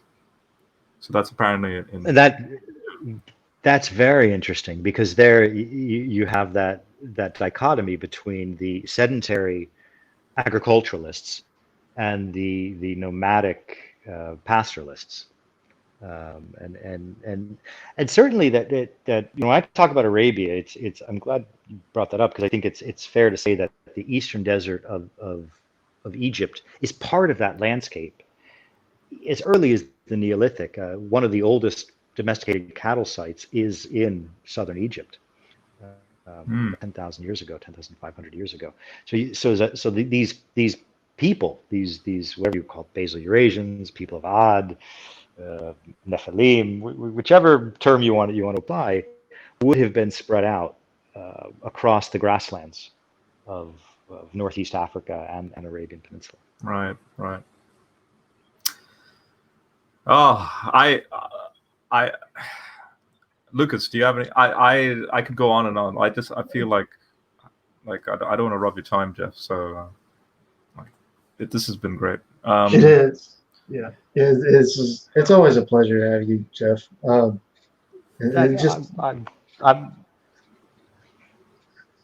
It's just amazing to see Rob and you just hash things out. It's really cool. So, I was literally going to say, please tell the audience when your book's out, because I'm definitely going to buy my copy and put it on my shelf right there. Okay. This is not a very good selling point, but there are really large, boring bits in the middle. We've kind of distilled out all the best stuff in there, but it'll be out. Oh God, who knows? Sometime early to middle of next year. It's called Introduction to Human Prehistory in Arabia: The Lost World of the Southern Crescent. which yeah, we didn't get into that, but the premise is that there's the Fertile Crescent that we all know about, and then there's the Southern Crescent, which is there's actually a full fertile circle, if you will, and we've lost the Southern Crescent either under the Persian Gulf and under the deserts of Southern Arabia, and that to really understand prehistory and early civilization, the rise of these early civilizations, you've got to have the full picture of the full fertile circle, the north and the south. So to be out next year, it's is a lot of trying to explain how we know what we know. So I talk about dating methods and how genetics work, and so yeah, there's bits that you really want to sort of fast forward through to get to the good stuff. But it's meant to be a textbook. So I think it's important because when I'm seeing, for example, on page 261, like you're saying, like climate change, like this is in the paragraph on that page. So climate change has impacted the composition of bird species throughout the region. Cohen, 2018. The reason why I'm reading that is it's important to read that stuff because the scholarship you're citing is so current. It's like that's just 2 years ago. That's what I've noticed throughout This was really the impetus to write it. One of the impetus to write it was that there's so much that has been discovered in the last 10, 15 years about the Arabian Peninsula that just turns everything upside down. It really turns, I mean, a lot of my work here in Southern Arabia, which just changes our understanding of the peopling of Arabia, that there's an indigenous population that survived here throughout the last ice age. There's something we had no idea. And again, it was something that first I showed up here 18 years ago. And I remember talking to a local guy, one of the local modern South Arabian language speakers, who are this indigenous people who live in the mountains. And he said to me, "Oh, we've been here. We were the first people of Arabia." And there's my graduate student mind. "Oh, we scientists know everything. What are you talking about? This is ludicrous." And here I am 18 years later having to eat my words because he was absolutely right. And we know it from the genetics now, we know it from the archaeology now, but it was there in the oral tradition. And we haven't even talked about how their oral tradition has them as descendants of Esau and as a line of Jacob, not of Ishmael, of Israel, not of Isaac, not of Ishmael. That's a whole other story. Yeah. Just quickly, it's popped into my mind the recent discovery about the Neanderthal, some woven thing. They knitted something, or I mean, it's a very recent. And plus, also there have been a few. There have been. I mean, they found a cave site in Spain where it looks like they were decorating stalactites with red paint. They found what's kind of a harmonica type bone with these carvings that can give it a sound like a harmonica. So the Neanderthal, they were playing music. They were using art. They were decorating. So they had all of these elements, but they just didn't have the degree of creativity to weather the last ice age that we had. Right. Oh, it's I've just brought it up. It's called 50,000-year-old piece of string hints at Neanderthal intelligence, a tiny fragment. But then I've seen papers that have sort of challenged us, saying no, it could have been just like nature doing that, like it was just like chaos theory, like this just jumbled up. It could have been something that nature did, not like Neanderthals and like a twisted vine or something. Yeah, it's like a extremely detailed. It's like a cord showing the dark fibers. Yeah.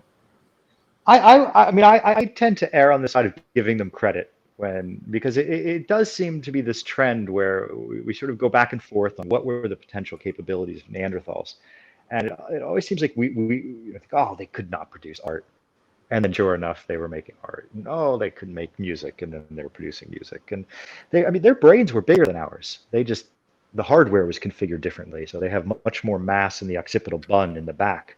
And they don't have the high forehead, the large prefrontal lobe that I talked about at the beginning of our conversation, or the parietal lobe at the top. So, but they would have had capacity for language, for some sort of rudimentary communication. They just simply, it came down to numbers. We can see that they were so inbred by the end of their time that the genetic variability had dropped off. Their gene pool had become so shallow that they just probably couldn't sustain those numbers. And that goes right in line with the neo, our friends, the neo-Asherians, who say that the Neanderthals were human, like 100% Homo sapiens sapien, not what anthropologists, because anthropologists will put the Neanderthal in a certain, like, what would you say, like a cousin, like an extant cousin sort of bracket, right? Yeah. That's what I sort of their closest evolutionary cousins. Yeah. Okay, do you need to go, Jeff? No. I could keep going. Fire away. Okay. We could keep you. Oh my gosh. We could ask so many more questions here. Okay, what would be? This is sort of going into the book. So this is sort of going, maybe, well, actually it could be related to your book. But what would be, if you were to talk to someone and say, this is what distinguishes a Neanderthal from a Homo sapiens sapien, what would be your first go-to thing? And would this also be a way of demonstrating, if you were to go to, say, like a primary school, I don't know, like I'm thinking of something like in a layman context, what would be the best evidence for, say, this thing we call evolution at the macro scale? Yeah. If you've noticed, I'm not good at it's simple. Just I know, down to one or two words. I would list probably four or five items. Body mass. Neanderthal were bigger muscles. They were like the SUVs. They were the trucks of the prehistoric world. They're designed for rugged terrain, high elevations, living in forests, sustaining boars charging at them. They're tough, and they're cold weather adapted. So they have short, wide. Their arm proportions are shorter, but big, giant bones, giant muscles. Bigger brains than us, as I said. But that's in the occipital bun, which controls part of what the occipital bun controls is body mass, muscle mass. So this is, I sort of think about power lifters. These guys that drag trucks behind them for sport. That's probably what their body mass would have looked like. And you need the occipital bun in the back to create that muscle mass to control the composition of the body. So that's one aspect.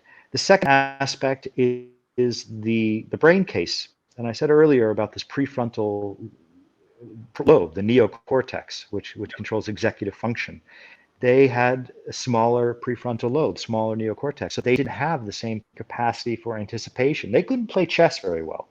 They could not see so many moves down the line. They're not so behaviorally elastic. They're not so flexible as we are. We are light. We are like gazelle. Our bodies are lighter. Our brains are nimble. We are at our best when we can be adaptable, when we sort of pounding the soapbox, but this message about climate change, and that we are at our best when we can pay attention to the signs that nature is screaming at us and make the adjustments that we need to make, as Noah did successfully, as the odd did not do, and then were wiped out by a dust storm. So that's the second aspect to it. The jaw. So I'll say three just to make it easy. The jaw is the third. And we have a very specific kind of jaw that is shaped like a parabola. And we have, this is why people have problem with wisdom teeth. That the jaw is really small compared to everybody who came before us. And we just don't have the same room for molars as everyone else did, all our other evolutionary cousins. And that's because our mouths went from powerlifting to biting down, chewing sort of heavy tubers and ripping meat, to using our hands, creating tools, complex tools to do that work for us, to making clothing and making needles and musical instruments, and suddenly, instead of there being these evolutionary pressures toward bigger, brawnier, stronger, there is evolutionary pressures towards more social, more, and this is what defines the best, the most successful of human evolutionary advantageous adaptation is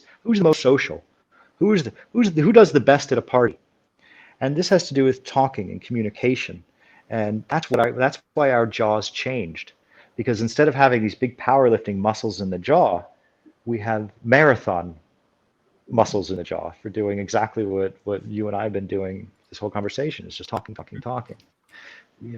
communicating really complex ideas through a bunch of sounds that we all agree on, and it takes a transmitter and it takes a receiver, and so it takes this really complex jaw. It also requires complex ear configuration, so the configuration of the ossicles in the ear bones require, and this is what we see in terms of human evolution, is that the human ears, the human jaws, everything is becoming more complex. The jaw is becoming lighter so that it can move up and down more. And then there's the chin. We have chins. Nobody else has a chin, just us. That's this bizarre distinguishing characteristic. For a long time, people thought it was functional. And they thought, what is this advantage of humans having chins that nobody else does? And then we realized that it's not that the chin is what makes us different, it's that we have small faces.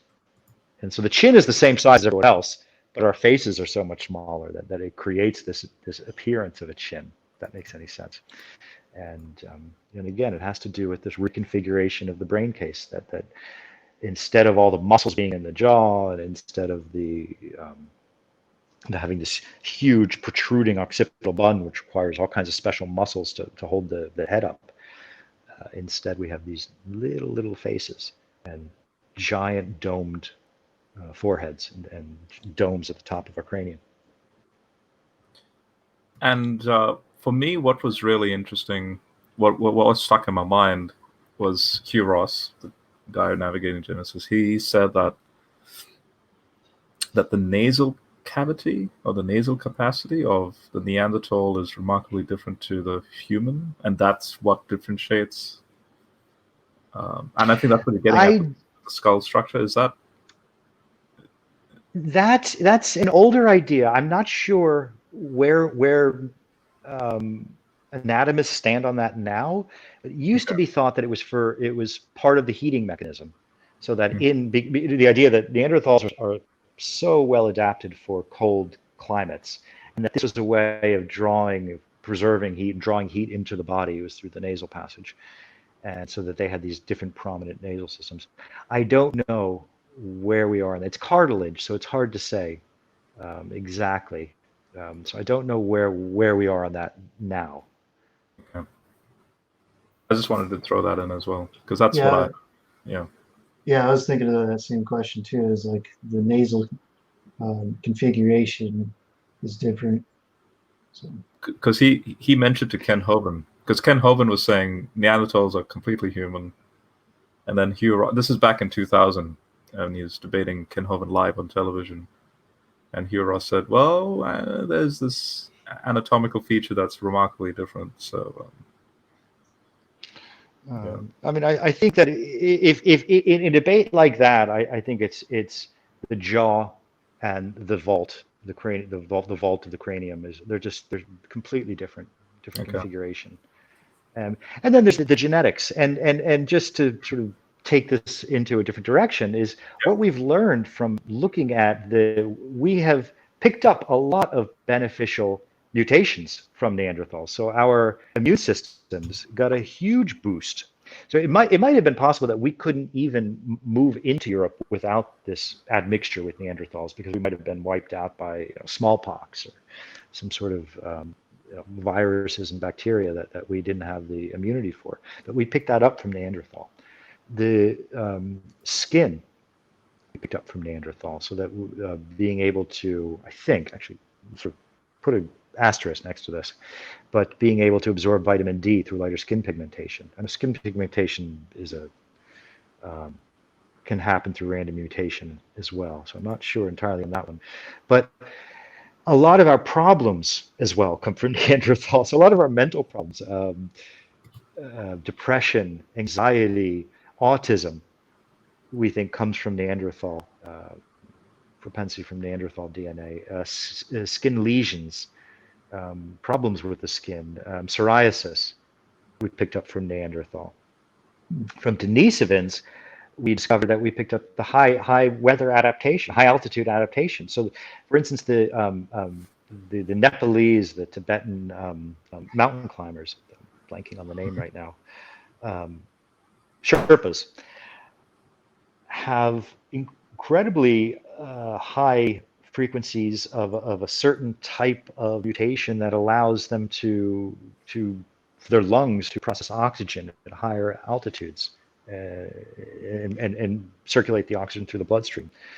And this is something that Tibetans have, I think, among the highest incidence of Denisovan DNA. So this is something we got from the Denisovans that enabled us to move into higher elevations.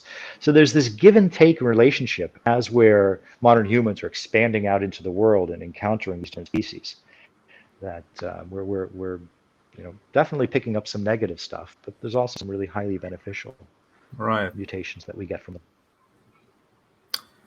We have this is sort of like totally going into a different perspective, but like a different topic, but from an outside chat, this is an audience, a person watching from outside. He says, Oyas, can Jeff comment on archaeological evidence of the Sahara's green period if he has the data in his book?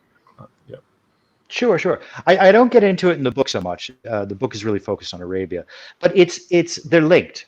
So it's all happening at the same time. So Green Sahara is contemporaneous with Green Arabia, and they're both. It's a period called the Holocene climatic optimum, which Holocene was we're now in the Anthropocene. Holocene was the previous geological epoch, which lasted from 12,000 years ago until 1950 or so.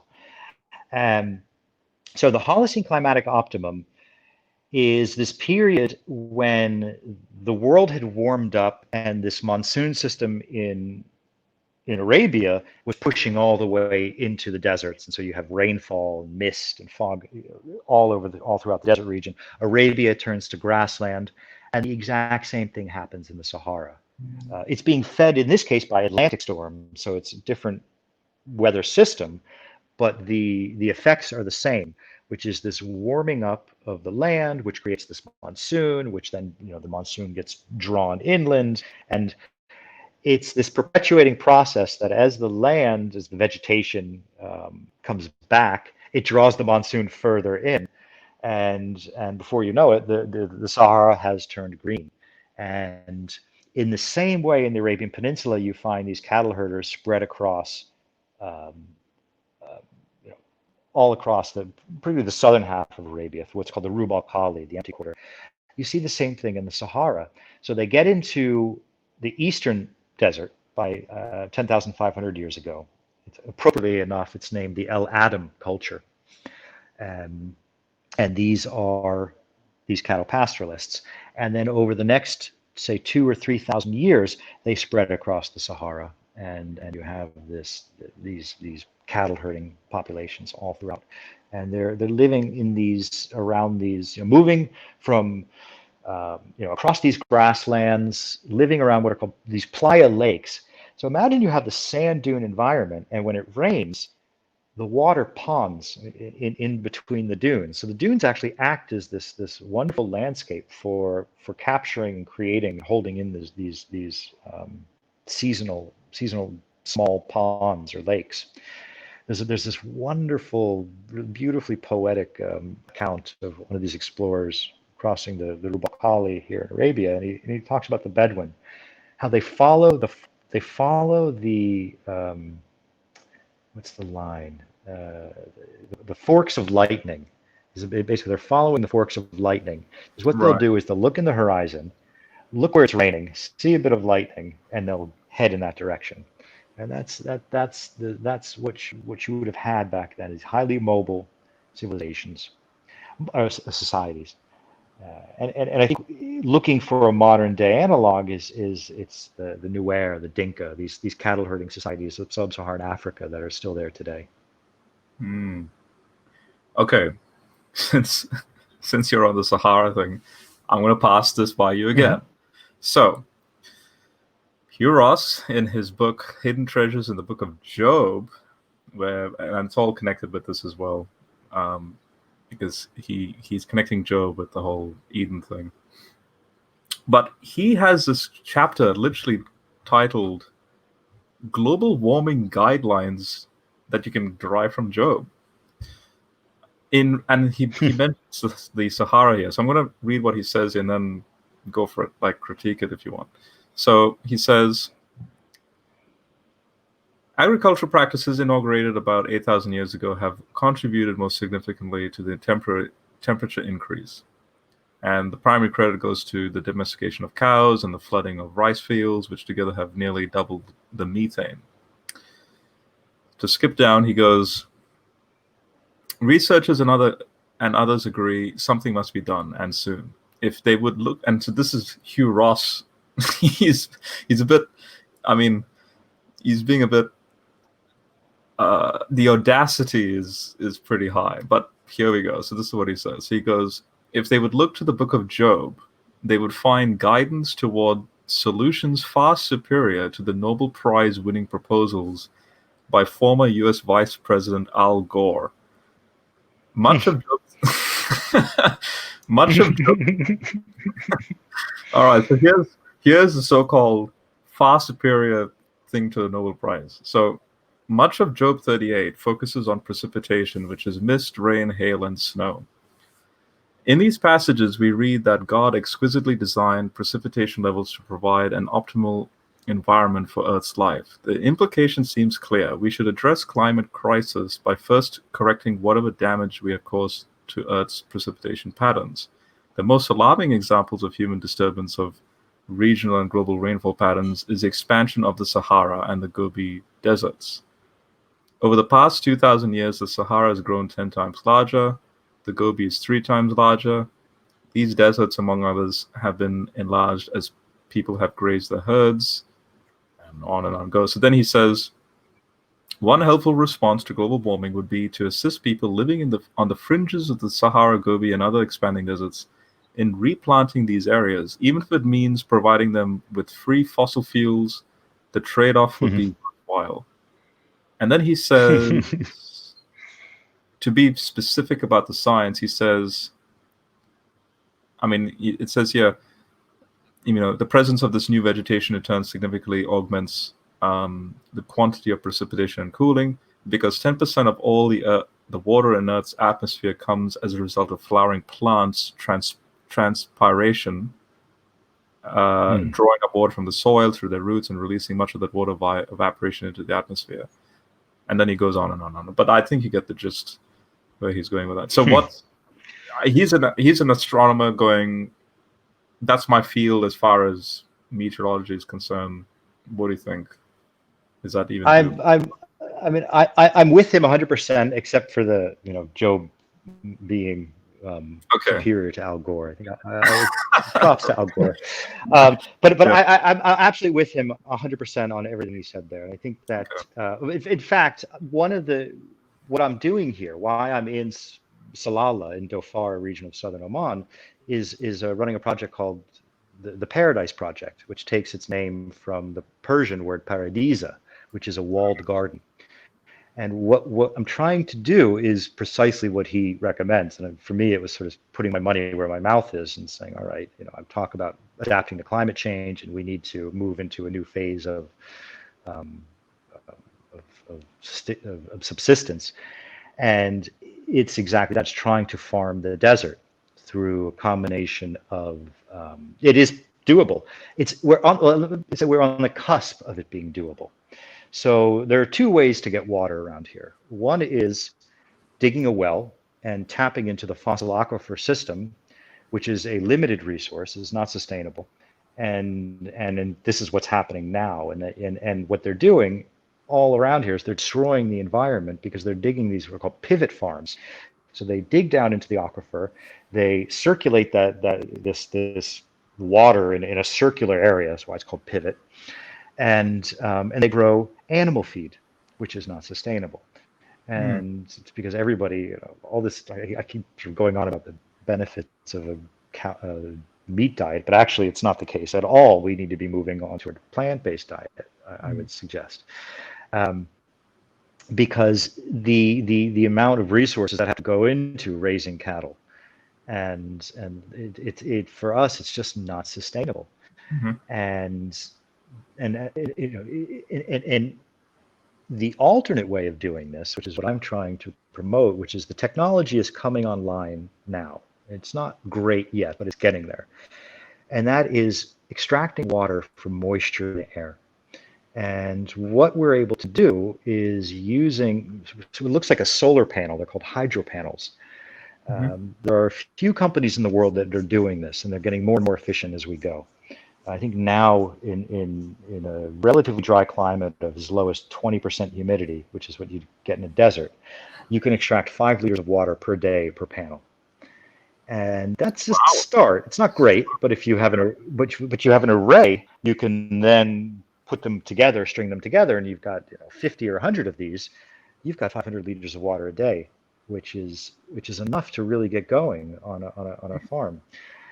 And it's a process that if we prime the pump, so to speak, so that especially here in southern Arabia, I can't speak for the Sahara, I don't know the dynamics as well, but here in southern Arabia, where you have this monsoon, that if we can have more trees and more vegetation in the interior of the country, we can pull the monsoon in.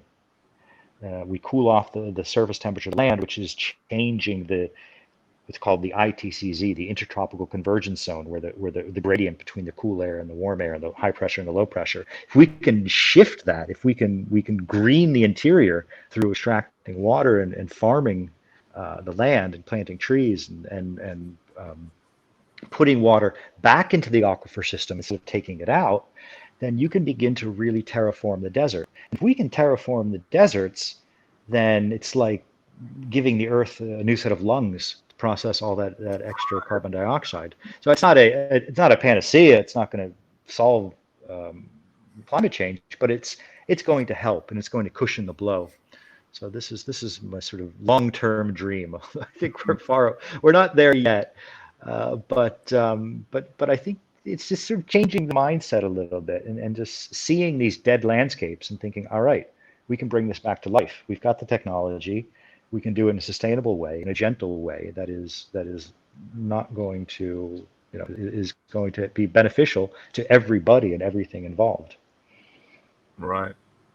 Because elsewhere, especially on Hugh Ross's Facebook, his personal Facebook, I remember reading, and now he's published it in his Weathering Climate Change book, which is released a few months ago. But he actually went on record to say, look, based on my reading of the Milankovitch cycles as being an astronomer and an astrophysicist in relation to the Younger Dryas event, and how he reckons that whole event thing, he calls it extreme climate stability for the last 15,000 years, where like that's a term he uses. So I'm quoting him verbatim here. But then he goes, based on everything going on now,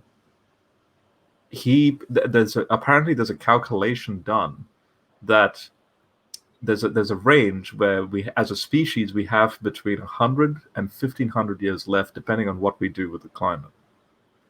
I don't know if you've come across that statement, but that's pretty. I mean, if it's just 100 years, the lower limit, that's scary.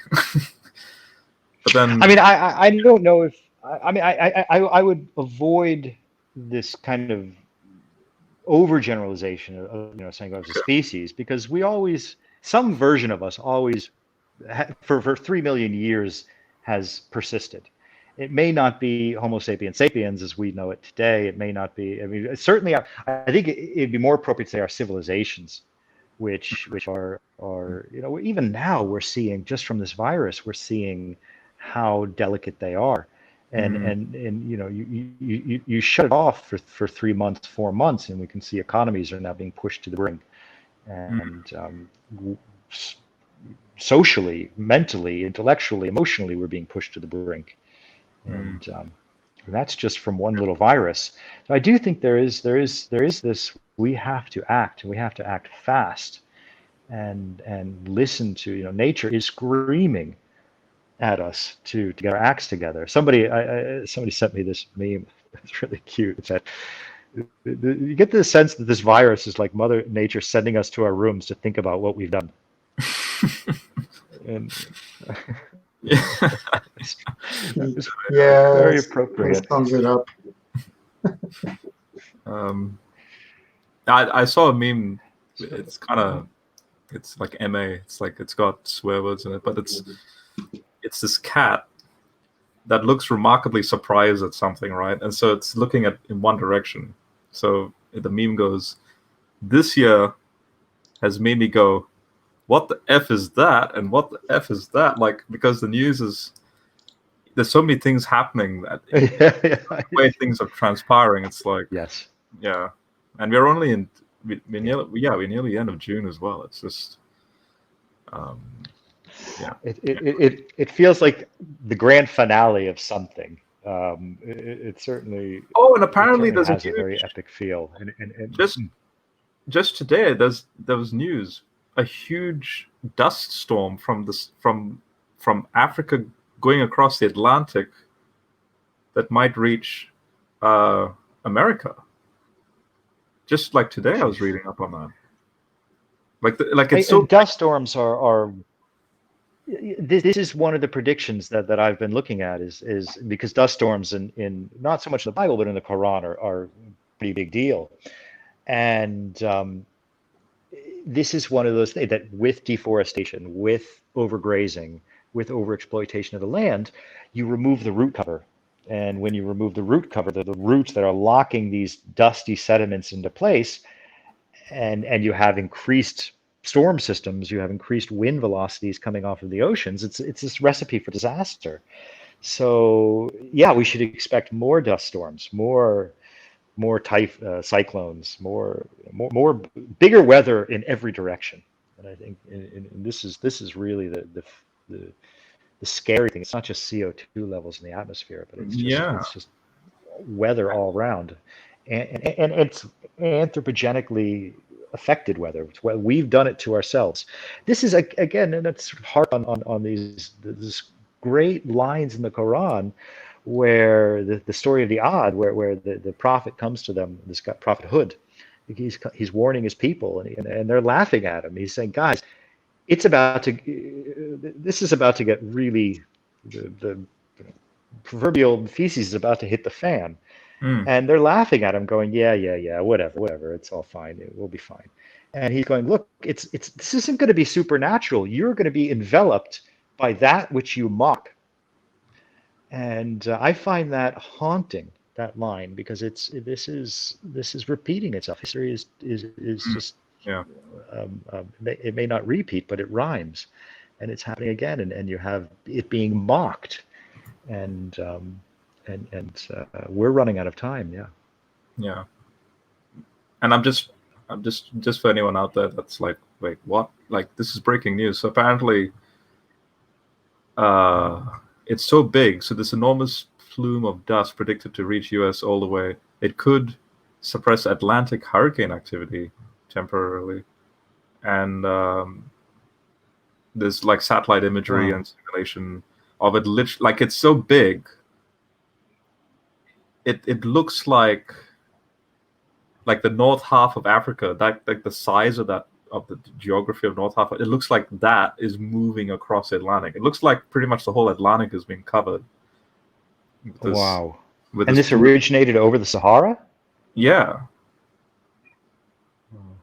I'll read it out. It says, this is the Washington Post. So a dense shroud of dust is enveloping the tropical North Atlantic, kicked up by trade winds blowing over the Sahara Desert. The unusually thick cloud of dust has a potential to reach North America all the way from Africa, with signs pointing toward a very significant outbreak of dust, potentially overspreading the Lesser Antilles, Puerto Rico, and parts of the Gulf Coast. And then there's pictures of this massive thing just going over the Atlantic. Yeah, I'm looking at the NASA site on it. Yeah. It looks like it's coming from the Horn of Africa. There's like a simulation. Are you seeing that simulation on the top of the page? Like on the NASA site? no, on the Washington Post. No. Okay. Well, there's an animation. Yeah, of- yeah, like- it's coming across from. Like a thermal imaging of it. Yeah. Yeah. That's it. Yeah. Huh. Okay. What else you got for us, 2020? Oh boy. How I came across it, a friend of mine actually, she on her Facebook, literally just a few word one line sentence. She goes, "This year is weird," and then this news article. So that's how I knew about it today. Because If it's not one thing, it's another thing. Oh man. It has been a constant barrage. But my hope is that it has been and I mean, I'm seeing this a little bit. It has been a bit of a wake up call that action is needed, and it is kind of a hopefully a tectonic shift in our behaviors, in socialization and the way we treat one another and the way we treat the earth, and I think it has been a bit of an eye opener. So there might be a silver lining yet. It's like a Carl Sagan thing, like the blue dot, the only home we've ever known. It's sort of like, people should go back to the famous Carl Sagan speech on that. And in fact, he wrote this in a book, The Pale Blue Dot, and from the vantage point of Voyager 1 and the ray of light. Yeah, all that. Yeah. And I mean, I've noticed it just anecdotally. I've had people emailing me that I hadn't talked to in years, and just saying, "Oh, I'm just reaching out because of having this new perspective that taking things for granted, taking our time together for granted." So there's something shifting. There's something in the air, more than just dust.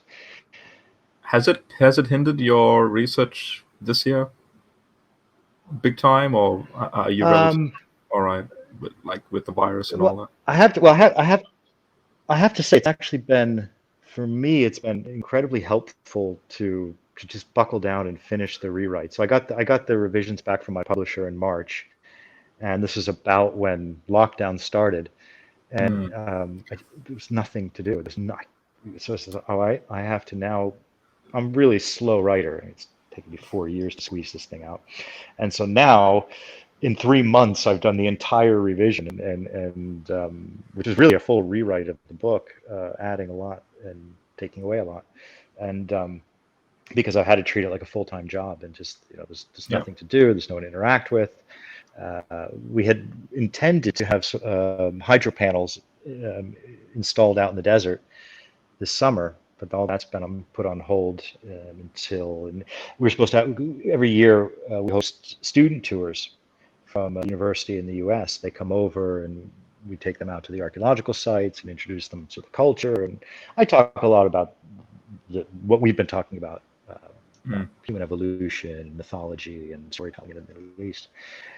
And they canceled the March tour. They couldn't come out. And now we're not even sure they're going to be able to come out next year. And that's all. Everything is just sort of on hold at the moment. Can there be a general public tour, not student related? Like just like absolutely. Like I could literally right now tell people, sign up to this. Hopefully, next year, if the tour is happening next year, like that sort of thing.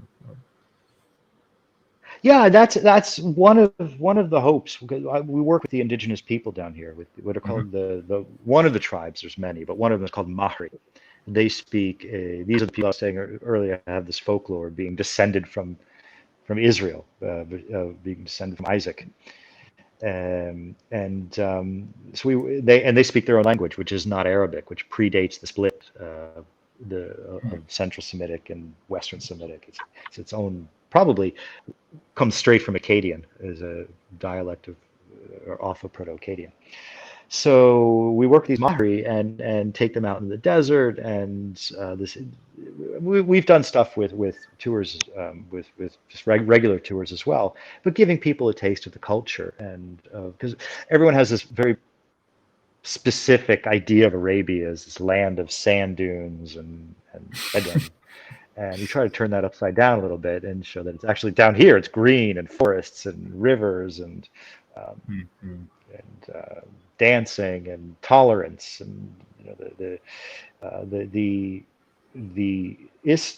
there's several. You know, most people know Sunni and Shia Islam. The sect in Oman is called Ibadism, which is its own little variant of Islam, which is all about dialogue and tolerance. And I was really, when I started working here, I was really concerned about people finding out that I was Jewish and thinking, oh God, you know, what are they going to think? What are they going to say? And it was like, as soon as it got out, I was like, oh, brother, welcome home. Oh, yeah. It's like this, oh, okay,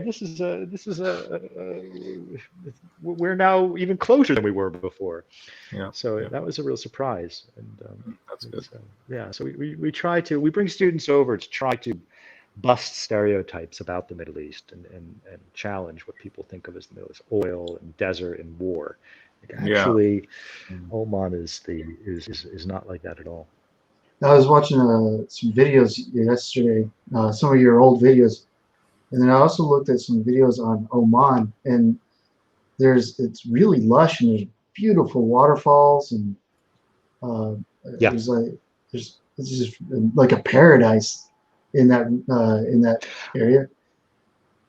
So, but my And question is, and it, go ahead. mhm. No, keep going. Oh, so is just beyond that beautiful forestry, and just go past go out north or it gets north a bit, it gets into that desert. Like it abruptly goes into a desert, or is there like a gradual uh, shift? It's so there are, for the area where I am now, I'm glad you asked this, because I think this is this point that I take for granted and I forget to explain to people, is that what we see today in Oman, this green lush landscape, is what Arabia would have looked like 10,000 years ago, 8,000 years ago, in these periods that we've been talking about um, this evening. In this is what's left of Green Arabia, and it's still here. Green Arabia is still here. It's just contracted. So this is why one of the reasons I like using this crescent, the term crescent, is not only does it play off of the Fertile Crescent north, but it's the fact that it's calls into this imagery of the moon, which passes through different phases. So there are periods when Arabia is a full moon, and now it's just a little fingernail crescent of green. And to answer your question, so if I were to drive north, I would go up from here. I'm right now, I'm on this lush coastal plain that's tropical, and drive up the mountain escarpment, and it turns into these grasslands covered in cows and camels, which are really funny to see squaring off with one another. Then you pass through this very abrupt shift, and the grass stops, and you get into what's the rocky desert, what I call the canyon lands. This canyon lands is the most important place in human prehistory in Arabia, because these canyons are where there were rivers, and the river is the size of the Nile for any time that monsoon gathered in strength. So the monsoon, every so often, every few 10,000 years, it increases in intensity, it pushes to the north, and it activates all those canyons. Those canyons are then full of rivers, which now are just, archaeological, covered in prehistoric archaeological sites. flint and rocky desert nowadays, but in the past it would have been like the Nile Valley. So those rivers go on for about 100 kilometers, 150 kilometers, and then they are gradually descending into what is called the empty quarter, the Rub al Khali Desert. That is the image that everyone has of this sandy Lawrence of Arabia kind of landscape. But again, in the past, because these rivers are all dumping into the Rub al Khali, not only getting rainfall, but it's getting river fed by these rivers, and so you have these giant lakes forming, huge lakes throughout prehistory. Where around the edge of the lakes, we found the faunal remains, the bones of elephants, of these giant elephants called Paleoxodon, giant bison, wild cattle, ostrich, something called the oryx, which is this kind of fat-looking gazelle with these straight horns coming out. The oryx are still here today. So it was this land of lakes, and now it's all this desert. But yeah, to answer your question, so you have these three zones. I would say you have the coastal area and the mountain highlands, which are all green. Then you've got 150 kilometers of rocky desert. That inside those river systems, it's green. So even now there's acacia and frankincense. This is where frankincense grows. This is the land of the land of incense. It's Boswellia sacra. And frankincense requires a very specific environment. And this is one of the things that we're going to be growing in the Paradise Project is frankincense trees, because they love the rocky desert. They don't want rain directly on them. They don't want humidity. They like dry air, and they love putting their roots down into hard rock. So they're the amazing plants, amazing trees. But it's a very unique environment up in the Canyonlands. Huh. Oh, it just makes me want to go on one of those tours. That's like you be the guide and be like, look at this, look at that. Look. We can. Jeff. I mean, we can. I mean, we can talk about organizing one for you guys. If there's enough interest, then I would love taking people out and showing it, because it's one thing to talk about it. It's another thing to hold these stone tools. Yeah. It will be, take it from me. It'll be if we came along and we documented it, it would definitely not be like the National Geographic, where it's like there's like an agenda involved. It's like, yeah, you be in safe hands. Yeah, where's your stone tool collection? I want to see that. I mean, let's keep that conversation going, because I would love it. I would love to take you guys out, depending on levels of interest, whether it's hiking across the landscapes or just driving across them. You really have to see it to believe it, and the tomb of, funny you mentioned Job earlier. I'm looking right at the tomb of Job, who supposedly lived in the land of Uz. Uz is Dhofar. Okay. So I mean, I don't know if it actually is Job, but the traditional tomb is here, just in the mountains and back here. Yeah. It's I mean, this is one of the points I like is that we think of the land of the Bible as the northern part of the Arabian Peninsula, but when you add in Genesis, it's all of the Arabian Peninsula. And it's, I mean, it's, I think one of the when you read the I forget which chapter of Genesis, but when they're talking about the descendants of Shem, and it says he settled in the lands between Mecca and Zafar, and so really excited when I read that, thinking, hey, Dhofar is actually mentioned in Genesis. But that's this is part of it. I think just to clarify, I think even though I agree with you that Hugh Ross is going a bit too far with the whole concordist approach, but it is interesting, kind of like what you're getting at with the Pishon River, and also back in Genesis 2 with the underground stream coming up. Like, it seems the text, even though it's it's not exhaustive, but it's still correct. So specifically in Job 38, when God goes out of his way to sort of give like a, all right, Job, have a seat. Let me just start from the start. And then he goes through like the whole creation narrative and all that. And it's interesting that in the text, God goes out of his way to highlight specifically certain precipitation levels that then is the reason why the natural cycle of things takes place the way they do.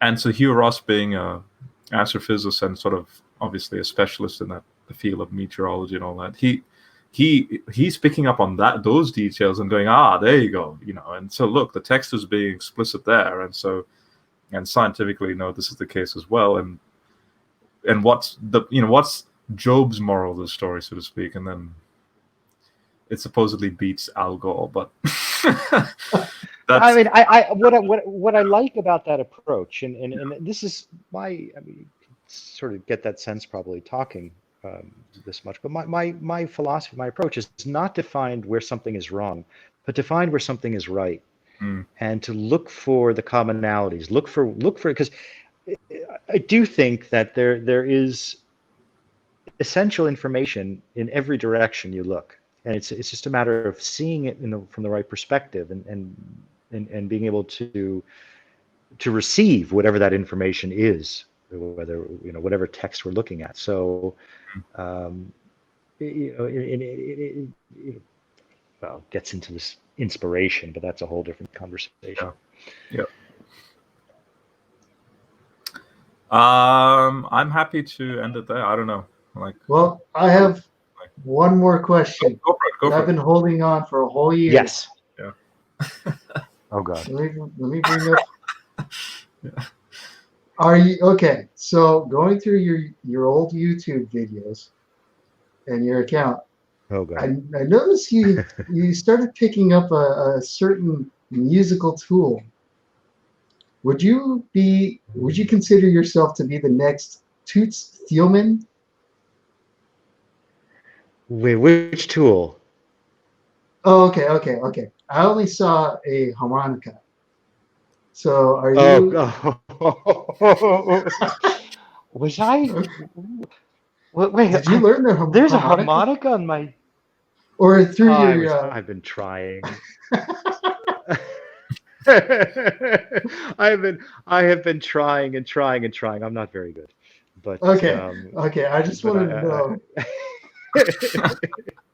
And I still only have one. I'm dying to get something other than the key of G, because I can only play on this. I'm so sick of having this one harmonica tuned to the key of G. But there's a limited array of songs you can play on that. But okay, I just wanted to know if you were like. It's nice. This is how no, observant. God, I wish, but this is how observant. When you're out in the desert around a fire, it's a handy thing to have. But yeah, I wish I was. I'm better at it, but I'm not disciplined enough. Do you play any music, any instrument?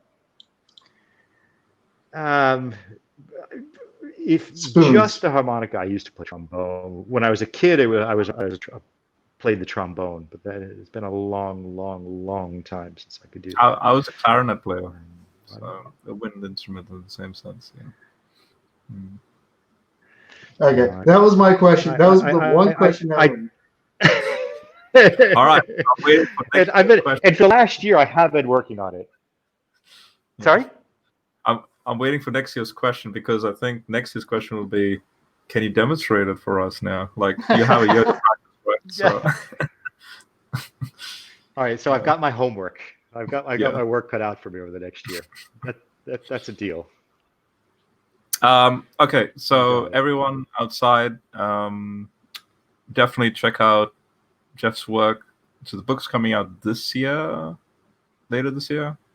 Beginning of next year. Beginning of next year. My year. Deadline is December 1st on the illustrations. So yeah, beginning of next year. That's right. And we don't have to worry about like the publisher name and all. We just look for what will be on Amazon. Like how do you go about? How do you think it will be Like, you don't know yet? It's I don't know yet. It's this the publisher is Springer, who they do kind Oh, of excellent. standard Excellent. Yeah, academic. Spring is great. Yep. So yeah, so they'll make it easy, Yep. Sweet. whatever strategy they've got. Yep. So Because you can go straight I'll to keep Spring. you posted as Yeah. we get closer. Yeah. Yeah. Sweet. Well, as Christians, I want, like Lucas and I want to say, God bless you, Jeff. That's just Thank you. how we wanted to greet you. And I do pray, and we do pray that the year will, that nature will not keep us in our rooms. We've learned our lesson. So we do pray that, work will go smoothly and everything will go smoothly for the rest of the year. And yeah, we keep in touch. And yeah, that's pretty much it. I hope this has been helpful for other people as well. So I appreciate everything, Jeff. Yeah. Yeah. Thank you, Jeff. Thank you guys for having me. It was a pleasure. Thank you. Lucas, any last comments? And then I'll hit the end progress if you have nothing. No, I mean, this is great. The first one was really good. I know we hit a lot of similar topics in the first interview, but it's just a pleasure to go through a lot of them again, to rehash old things. Again, I would love to get Hugh Ross in here. I'd love. Yeah, all these names that are coming up, like Lucas and I, we like in our little private discussion, going, Hugh Ross should come in, and Michael Heiser should come in, and like all these, all the people we're referencing, right? Just to sort of, because they are professionals in their own field, but at the same time, they are using your work. It's just that you're actually here in the flesh, so to speak, digitally, and to then go, Hugh Ross, you use Dr. Rose's work, like here he is, like just to sort of, iron sharpening iron sort of thing, and yeah. But and I'm sure there'll be a lot to learn from them as well. Yeah. All right. I'm gonna end the live stream now. All right, Take God care, guys. bless.